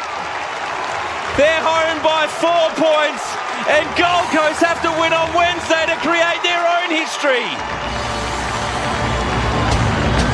We got the power to win, power to roll. Port Adelaide aggression, we are the power from Port. It's more than a sport, it's a true Port Adelaide tradition. We'll never stop till we're top. There's history here in the making. We got the power to win.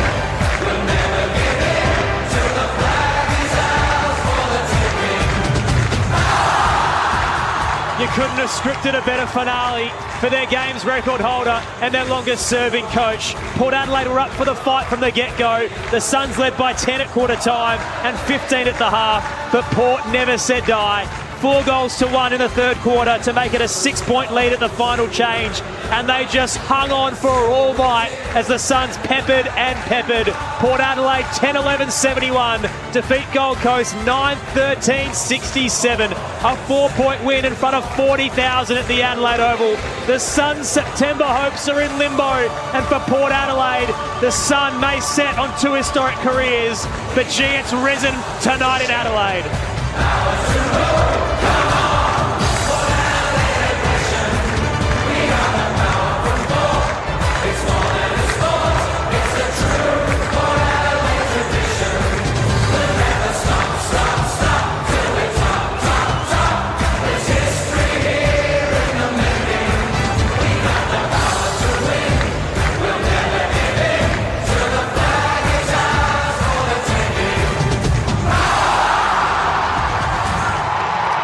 Emotions boiling over on the middle of the Adelaide Oval as the players one by one embrace Ken Hinkley in his 297th and final game coaching this football club. He arrived when the club was in disarray.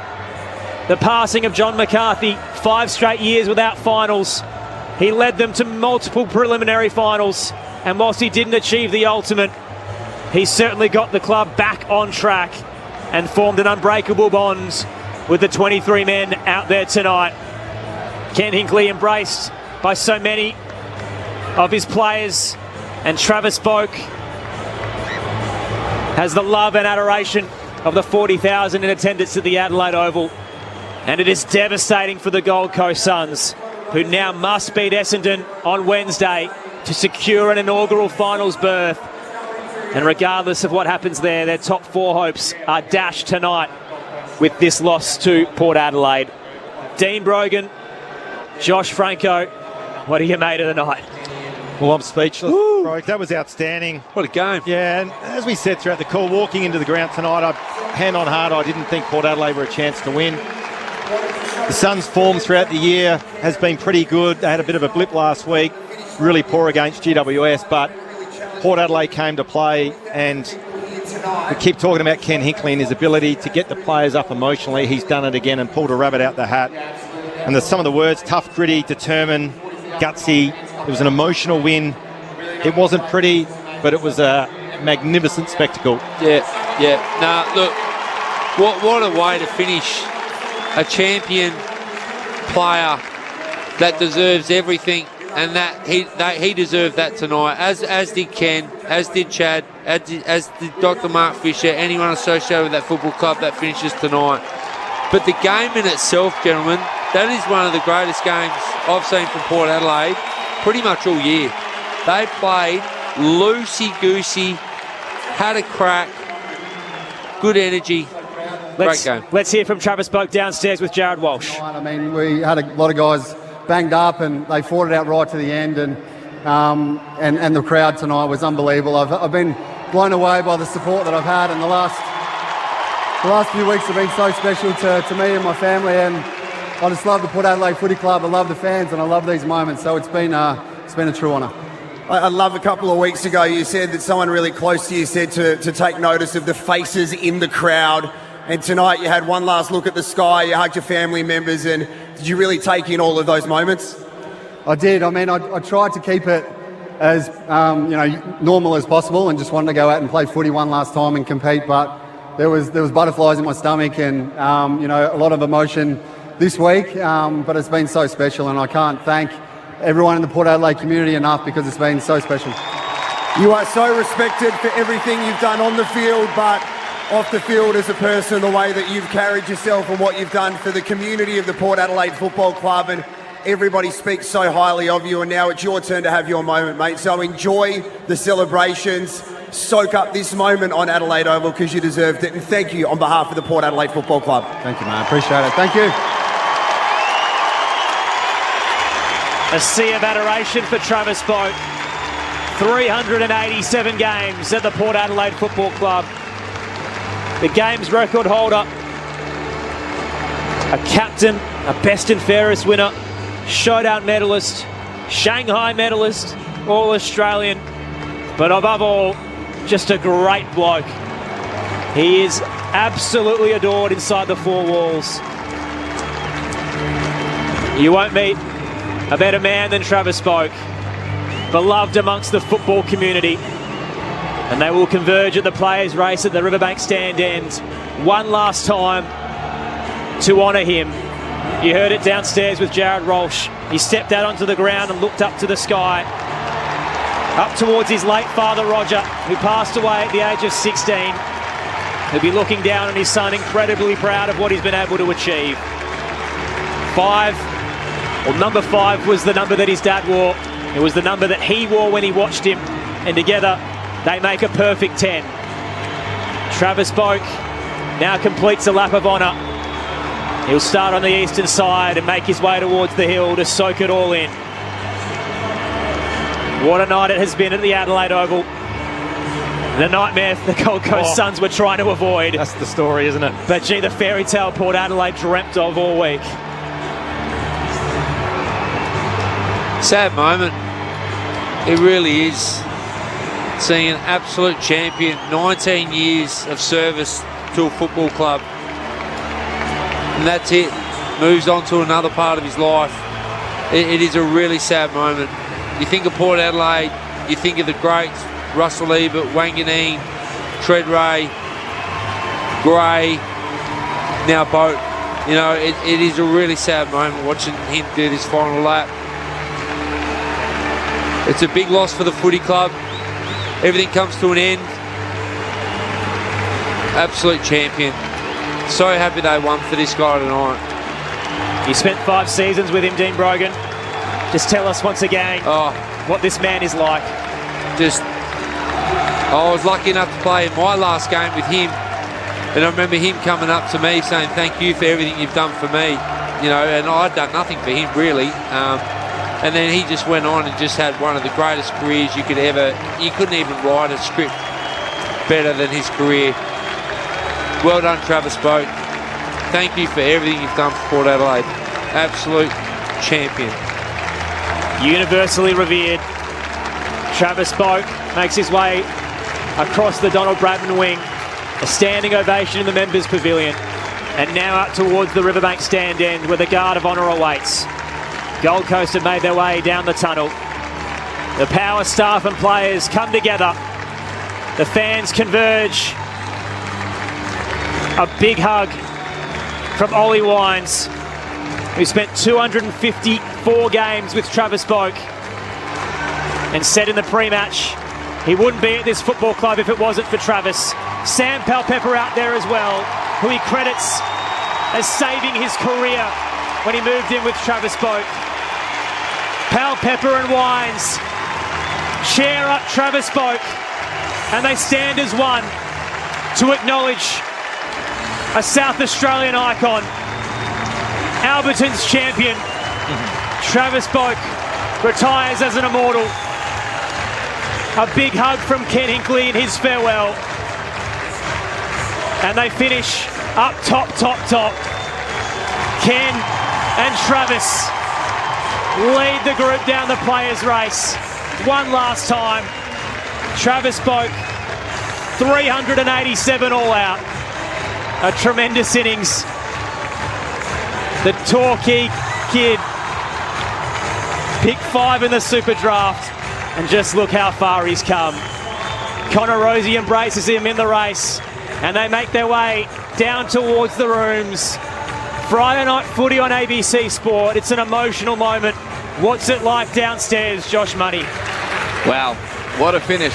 What a finish for Ken Hinkley, who's walking in first. He's just lifted his non-existent hat off to Charlie Dixon and Tom Jonas, some of his former players. An emotional Travis Boak walking in alongside the modern-day captain and Connor Rosie side by side.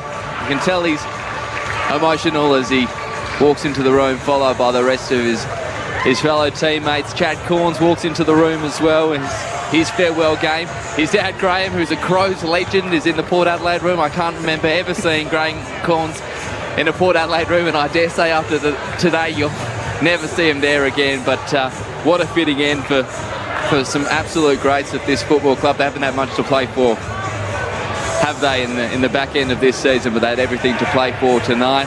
And comes an emotional Ollie Wines in a Travis Boak jumper, unfortunately unable to play with his great mate tonight, but you saw those incredible scenes just on the boundary there as they embraced. And this song will be stuck with plenty of gusto.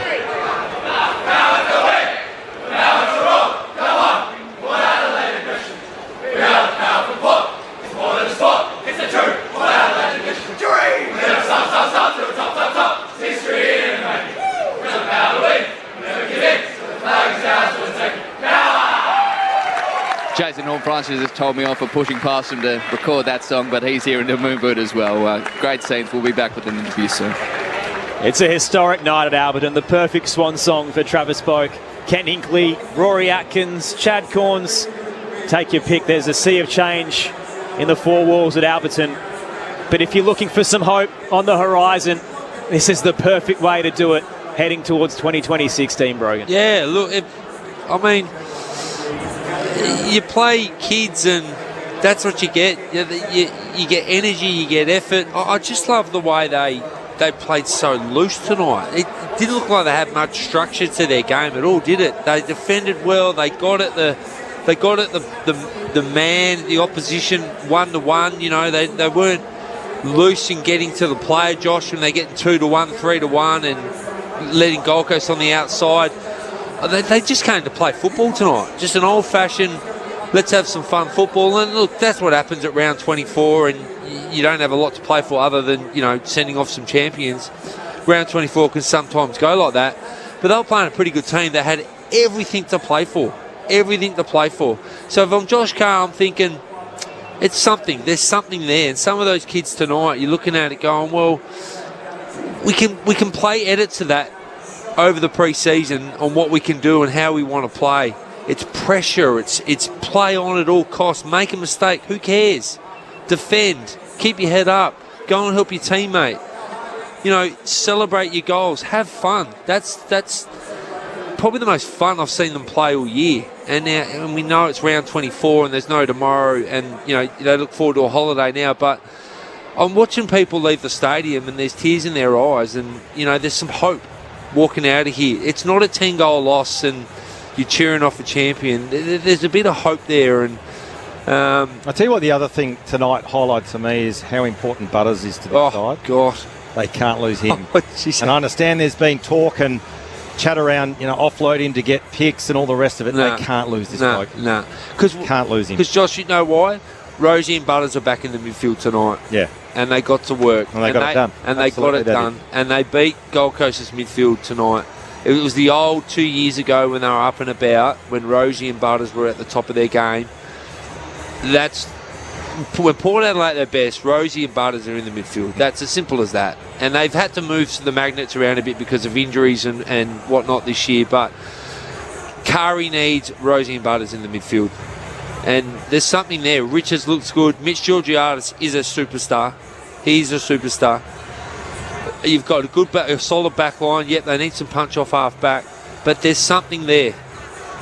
If they get it right this off-season and change a few things, tidy up on a few things, get a bit of a hard edge about him, get Hall Francis back, there's something there.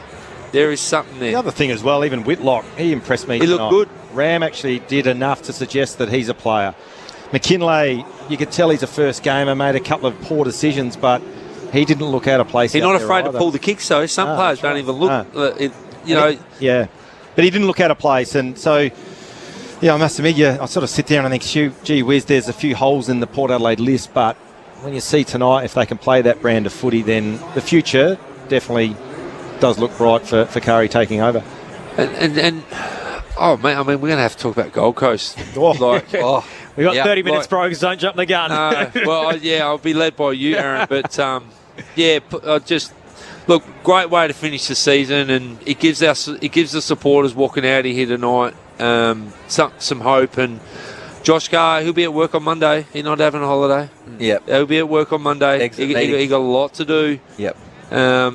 They've all got to lock in and get to work, and they got to keep Butters. You're right, Josh. I'll be throwing the side Wanganeen money at him probably at midnight tonight after about their sixth beer. If Port don't, someone else will. That's the thing. Yeah, they've got to keep him. Yep. They just have to. And you know, you get Lukosius. They didn't even play this year. No. You know, Marshall. So there's something there. There is something there. You get some new coaches in, new ideas. They need to look at their high performance area. I still think they're not at the level of the good teams in front of their strength and their speed, and they seem to get a lot of injuries to some certain players, whether they're collision or soft tissue. It doesn't matter. They just get a lot of injuries every year. Something's got to change there. And so you change a bit of that. Who knows? They've just got to lift their floor, don't they? Because that's kind of been their strength over the last 5 years. I know they missed in 22 as well. And that was a great night, sending off Robbie Gray that night. I was here at that showdown, but their floor dropped away. You know, those big margins. But if they're bringing effort like this, like we saw a couple of weeks ago against Fremantle, if that becomes their consistency, they're going to be in a lot of contests. Well, I can tell you one thing. What was Josh Carr good at, if you can remember how he played? He was tough. He'll put a hard edge to that team. If you don't play a certain way, you're not going to play in the 22. So there'll be no goal passes, I wouldn't have thought, next year. You're going to have to play pressure like that, or he'll bring someone else in. That's one thing I would almost guarantee that he will be doing next year. They'll play with a real hard edge next year and a bit of a chip on their shoulder. And they might not be liked because of it. They'll be unsociable. Maybe they got to be like that.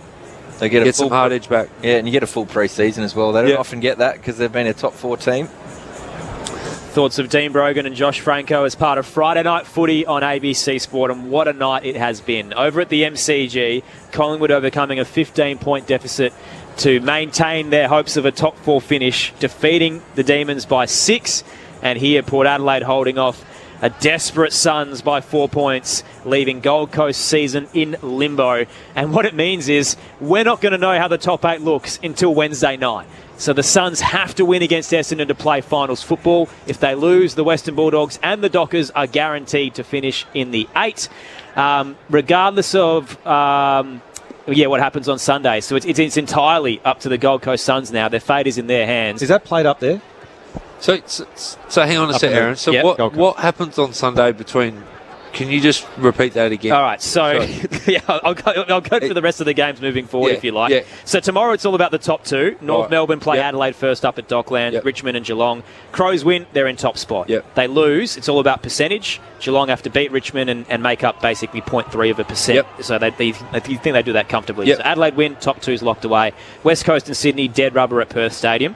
Then we get to Sunday and it gets incredibly exciting. So the Giants, currently sitting in 6th, are equal on points with Hawthorn and Fremantle around them. If they win, they are on equal points with Collingwood and Geelong currently, which would move them into the top 4 above Brisbane. But it's all about percentage, and they're a good 9... actually, they're more than that. They're actually 7% behind Collingwood now after tonight. So the Giants would temporarily move into the top 4 and then would drop back out after the result of Brisbane and Hawthorn, because both of those sides have better points and percentage. So the Giants win, they're playing a home elimination final. That's pretty much what's on the line for them against St Kilda. Brisbane and Hawthorn is the big game to wrap up the round, so that will decide who finishes in 3rd out of those 2. And then Collingwood would hope it is Brisbane, because that would keep them in the top 4. If it is Hawthorn, it would be the Hawks and Brisbane that would... Oh no, Collingwood's win tonight will ensure that they stay. So the Pies in the top 4... I think are guaranteed unless the Giants pull off a massive points percentage win on the weekend. Western Bulldogs and Fremantle is still pretty much to decide the last spot, assuming that's the last spot. That's the one I'm really interested in. Assuming that Gold Coast beat Essendon, though. So we still won't know until Wednesday night. Because the AFL will be loving that, won't they? Yeah, it's going to go absolutely down to the wire in the final 4 games to determine who finishes where. And I can give you all the permutations, who wins and why, but if you're listening on the radio, it wouldn't make any sense to you unless you're looking at the ladder. I think what I'm more interested in is probably who gets that 8th spot, and you've just sort of answered it. I mean, anything can happen Wednesday night, can't it? Like, it can bucket with rain and a couple of injuries, and all of a sudden, Josh, Gold Coast are level at 3/4 time with Essendon, and then the panic will really set in. Anything can happen. So the storyline out of tonight is that Collingwood coming from behind to win and Gold Coast losing has essentially guaranteed the Pies a top 4 spot. The Giants would need a massive win to make up 7% and catch them. And Brisbane and Hawthorn just decides whoever finishes 3rd in the 4. So Collingwood will get the double chance, you'd think. Fremantle and the Western Bulldogs likely to play for the last spot, but Gold Coast still have to beat Essendon to ensure that is the case. So Collingwood 4th? Collingwood would be 4th and probably play Adelaide in the first week of finals, which is a whole narrative in itself that we probably don't have time to get into tonight. But that's going to be a big build-up in itself. We'll talk about the Gold Coast Suns in a second. We're with you till 11:30 Eastern Standard Time, so we will wrap up the disappointing result for them tonight. But just want to wrap things up with Port Adelaide. We'll head into their rooms in a moment's time. But this is Ken Hinkley speaking to the host broadcaster downstairs. Kenny, spoke to you before the game. We won't get emotional this time around, but that's got to get you emotional because that was unbelievable. I'm not sure how those boys just did that. I mean, the challenges that we've faced this year are enormous, and 6 first-year players out there tonight, and 3 of them only coming halfway. So it's quite an incredible journey. It's been a wonderful time. I'm so proud of everything that we've done as a footy club. Really happy for Trav. Really happy. Someone who saved the club before the game we spoke about to win in his last game, and Chad, the Doc. There's so many people who are not going to be here next year, which is probably what we need, a bit of freshness. So that'll be exciting. But just so proud of this footy club and particularly this group of young men that play for me.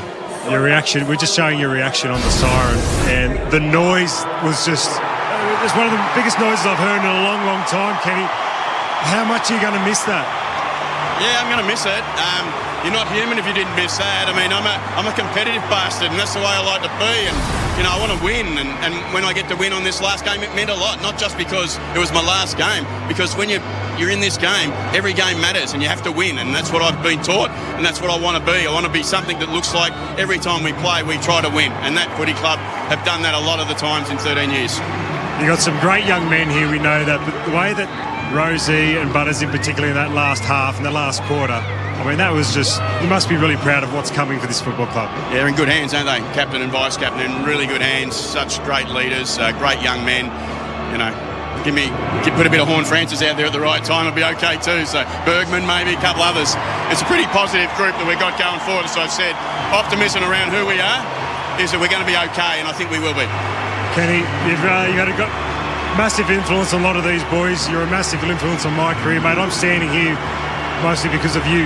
So I just want to say congratulations on an amazing career. You've got Damien Hardwick over here to congratulate you as well, mate. Congratulations. I love you. Well done, mate.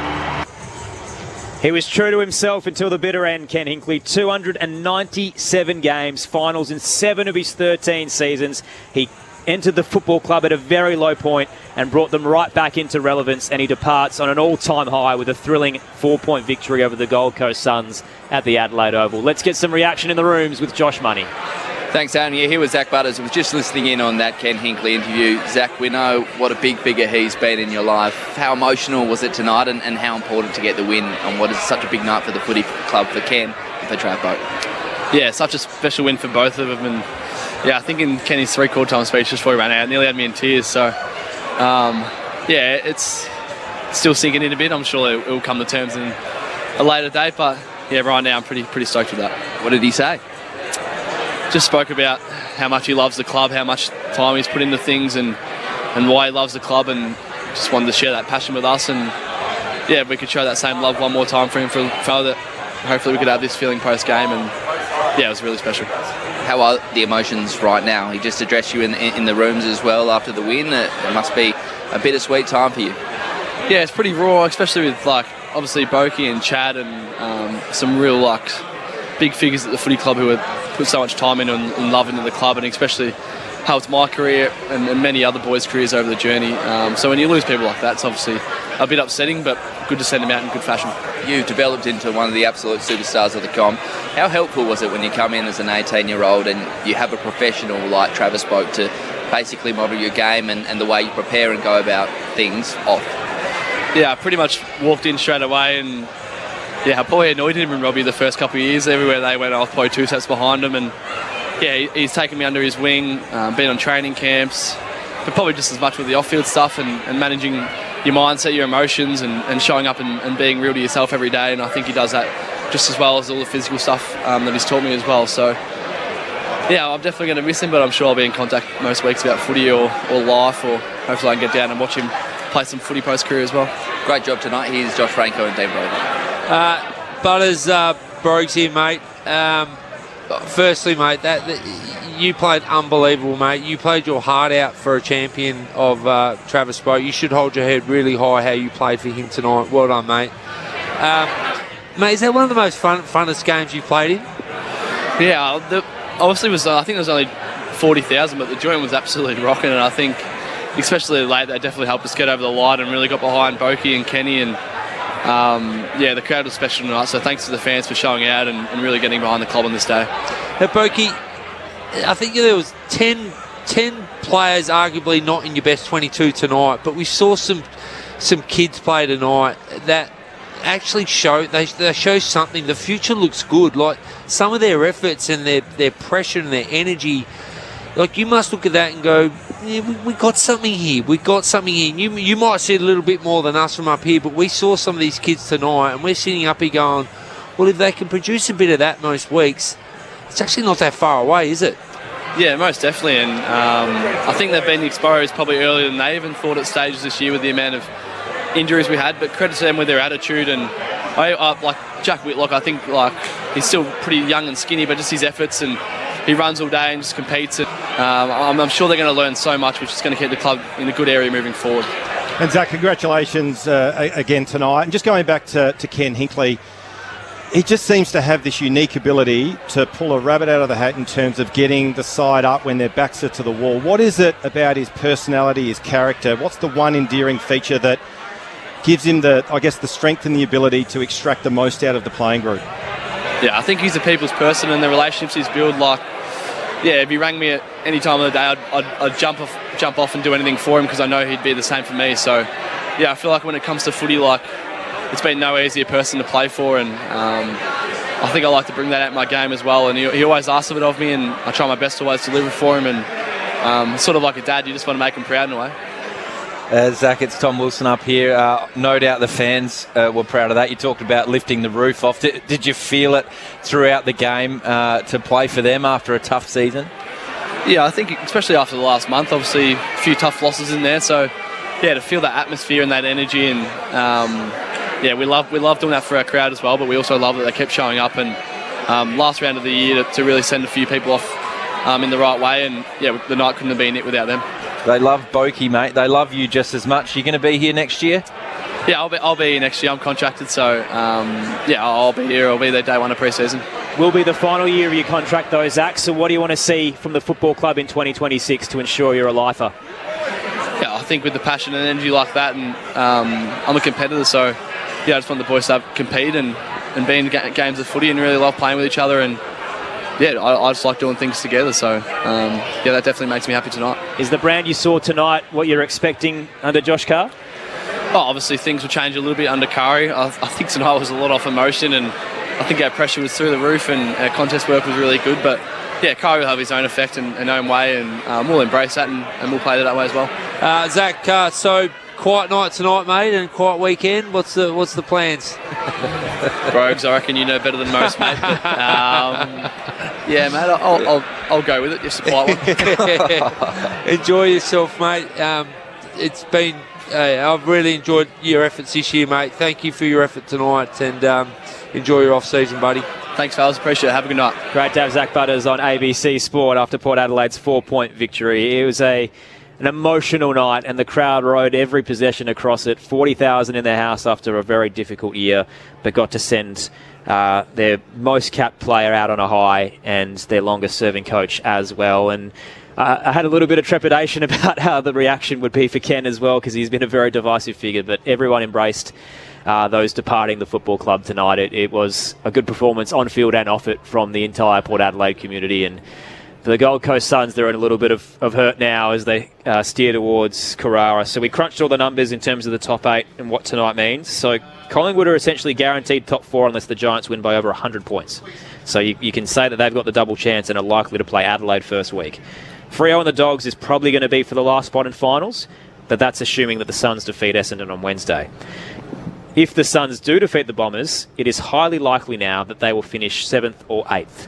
So they went from walking into tonight, playing for percentage and a double chance, to now a road elimination final. And they'd still be stoked if they're playing their first ever finals campaign if they get the job done, but they've dropped the ball pretty hard. Big time. Absolutely big time. That's devastating and soul-destroying loss tonight for them. And the only thing I can keep thinking about now is Damien Hardwick would have liked to have been flying back to the Gold Coast tomorrow, banked the top 8. Yep. Just to release a lot of that pressure, then he can set himself, regardless of what happens, monumental achievement for the last expansion club to get into the 8, which hasn't been done for, 15 years. Now what ends up happening, the microscope goes on them. They play the last game of the season in the home and away. The energy, which I can't help think that the players are going to absorb over the next 4 or 5 days, it's not a lay-down misère by any stretch playing Essendon. Now, I watched Essendon play against Carlton the other night, and they were terrible. Like, it was a horrible game to watch. But I just have this nervous energy now around the Gold Coast, around how the next 4 or 5 days plays out, because once everything and all the dust settles in terms of the media, they're in the gun. All the pressure's on them. So it's just not an ideal way to start your potentially your finals campaign. You've played a brutal game on a Friday night on the road in Adelaide. Like, they'd be sore. They got smashed. Well, the sad part is brutal game. It shouldn't have been for them. They should have come out and played Port Adelaide and not wiped them off the park, but it should have been an easy win. And then Port didn't allow them to do that. You've got to get on a plane, go back to Gold Coast tomorrow, and you basically you're not going to train much, and you've got to front up Wednesday night. Is it on the Gold Coast again? It is, yeah. Well, Josh, you live there. How can the weather be sometimes on the Gold Coast? You can absolutely... this time of year, it's pretty good. But night game, it could be dewy. Anything could happen. Bit of a plains, it could. It's just, and then so you got to be brutal game, maybe get over the line, and maybe you've got 8 days to get yourself right for your first final. It's just, it's such a tough hurdle, isn't it? To get over the hump and start playing finals regularly, isn't it? Well, we know what Damien Harvick's like as well. We played with him. And I don't know this fact, but I got the binoculars on when Travis spoke. I don't even know if he was out in the ground. I've got a feeling he might have just exited stage left, and I could be wrong. But knowing what personality type Damien Harwick, he would be not breathing, he'd be spitting fire. He would be so angry with that performance. And then he's got a big task ahead of him to get the Chargers up again for the game against Essendon, which, as I said, there's a lot of nervous energy with this inexperienced Gold Coast team between now and Wednesday night. It's not given, is it? No way. No. That's the whole thing. You've got to earn it. And, and it's there. It was there on a T-ball. They just smash it off. And it just, now they've got someone pitching at them. They're just a big lucky curveball. they've got this game in hand. They're lucky that at the start of the year they had that rained out game. Otherwise, who knows what would have happened at round one. Like, it's amazing. Just to get to that hurdle to get into finals, it's hard. It really is hard. It's mentally hard. And some of these players, they just didn't show up in the right frame of mind tonight. And Port Adelaide played out of the skin, let's be honest, they did. But they were scrappy and they were all over the place, let's be honest. I think the concern for Harwick, like Rowell and Anderson were really poor on it. I think Rowell got caught on the ball 3 or 4 times. Anderson had very little impact. And they're their two stars. And you look at the reverse of it, you look at Butters and Rosie, they're the ones that stood up. They needed Rowell and Anderson to stand up tonight, and they didn't. They put themselves in an awkward spot, the Gold Coast Suns. They play Essendon on Wednesday night to determine their finals fate. Josh Money's down in the rooms. Actually, no, we don't have Josh, sorry. That's my apologies there. I thought we had some reaction down in the Suns' rooms, but probably good considering Josh Franco was just slamming them. I was like, oh, God, he's listening. They're focused on Essendon. They would be literally going straight to Essendon. They have to. They can't even... I don't even think you even dissect that too much, Josh. We've both coached. Yeah. What would you do with this team right now? Find a way to get them back up. You got to, don't you? You have to. You don't have a choice. And I wouldn't. To your point, I probably wouldn't show them any negative stuff. It's just get back to the brand of footy that they know that they can play. But gee whiz, they need to do it in a hurry. Yeah. We knew Port would come up with an emotion tonight for Boak and for Hinkley, and as mentioned, Chad Corns as well. The doc is moving on. Essendon probably don't have that emotional drive, so the expectation isn't there. But in saying that, Brad Scott would have to look at it and say, look what this can do for Port Adelaide fans and look what it did for them. There's some excitement going into next year. We know Essendon's been done in worse by injury than Port Adelaide has this year. They've had, it's a record amount of debutants they've had this season, maybe outside of the drugs year. But they'd have to use that as an opportunity. Your fans are involved in every single game. You can't put the cue in the rack. So let's hope that Essendon actually put on a game for us on Wednesday night and really pressure the Suns. And for the Suns, they get another shot at it. They get another shot at the stumps. And if they're a serious football club, what was the term that Damien Hardwick used? We're a big boy club or something like that. If they're actually serious about playing finals, it's there for the taking. And I wasn't listening intently when you were talking through the different permutations. Yeah. If they lose against Essendon, does that mean they're definitely out? That's it. They're done. They're currently sitting in ninth. They have to win. Yeah, gotcha. Yeah, so the problem is that if they do win, they're relying on Hawthorn or the Giants to get the job done as well. They could finish 6th. So there's a lot of permutations, but they could finish as low as 8th. Yep. And I think that'll be a disaster for the AFL as well. They want the Suns playing in finals. Oh, they definitely do. Yeah. But can they do anything in the finals, do you think? No. Well, they could have done something from the top 4. That's the thing, because you just get that opportunity, but it makes it very hard. They're going to be playing either the Giants or Hawthorn or Brisbane. And away too. Disappointing. They've still got a lot of work to do, don't they, the Gold Coast? It's just getting over that last hump, isn't it? The weight of expectation of just playing finals football. And they've got some outs as well, we should point out. So Daniel Rioli, Bailey Humphrey, Will Graham, they're all like pivotal cogs in the system. They're not... Are they available for Wednesday's game? They are all listed as 1 to 3 weeks, so it depends what you determine as a week. Then they've got to resist the temptation. I think there were rumblings that Daniel Rioli was going to play against the Bombers, while the other 2 weren't. You probably got to bring in some sort of fresh legs because it's off a 4-day break. You probably got to bring in 1 or 2 freshies. Who's got the votes tonight? ABC Sport Footballer of the Year. Well, I've just been pointed Pretty to by easy, Rose. I reckon. Look, I reckon Butters, Rosie, Georgiades. Yep. Cool. Which order? I thought Georgiades was outstanding. Yeah. Do you want a bit of explanation with it? I want to know who's 1, 2, and 3 first. 3 to Butters. Okay, yeah. I thought Rosie 2 and Georgiades. All right, 1 vote. Agree with that. That was one of the best votes we've ever done. Just bang, bang, bang. Yeah. Usually it's a bit of a slog. Oh, I can make it. Go through it. We've got some time. Well, look, Butters, as we said, he's the player that Port Adelaide can't afford to lose. When he reaches the end of his contract next year, he was outstanding right from the get-go. Connor Rosie, you made the comment too, Brogues, that when Butters and Rosie are both on ball, they're at their best. Halfback, they've trialled it. They know they've got it there in their back pocket if needed. And he's an on-baller. In case of emergency. He's an all-Australian on-baller. Glass, but just put him in the midfield. And Georgiades, he's a player which I'll be watching with interest next year when they're full strength, how it works with, although you're predicting that Marshall potentially goes back, but you know, if there's a Lukosius up front as well, how it works, I don't know, but he's a genuine star of the competition. 57 goals. 57? Yeah. In a side that 58. isn't the most 58 that is probably in the bottom half of efficiency going inside forward 50. Imagine if you put him in a team like Geelong.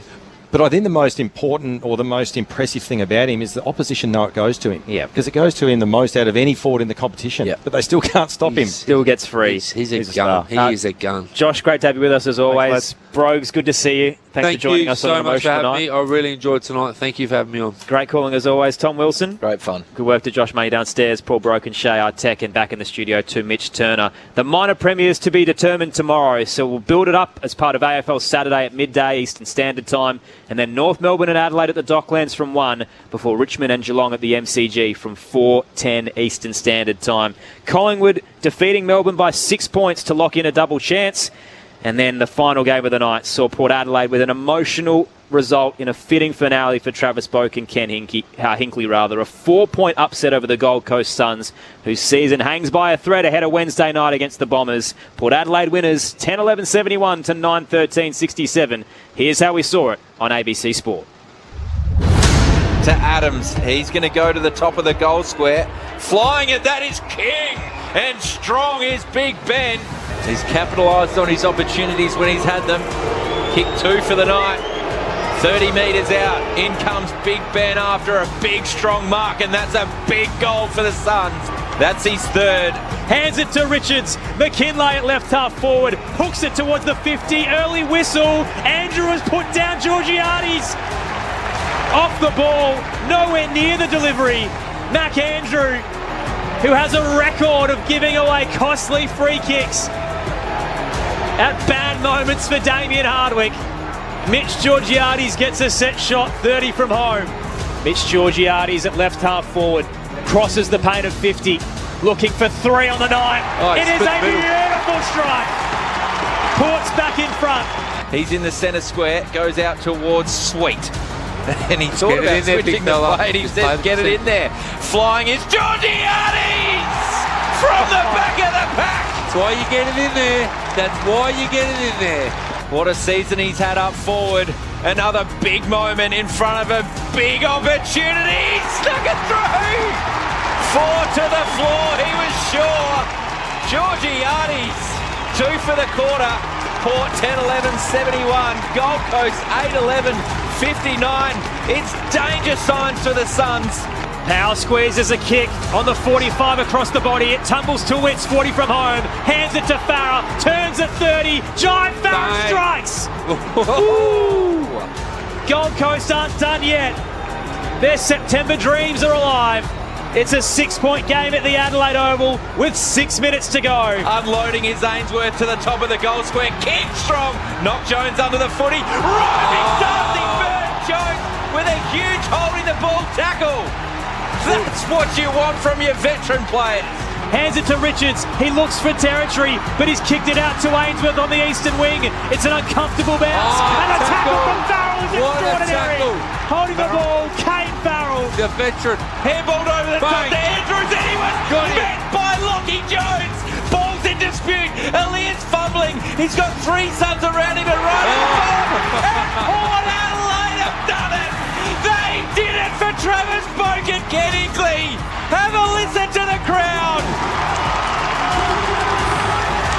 They are the most emotional And the emotions are riding high at Adelaide Oval. Port have done it. They're home by 4 points. And Gold Coast have to win on Wednesday to create their own history.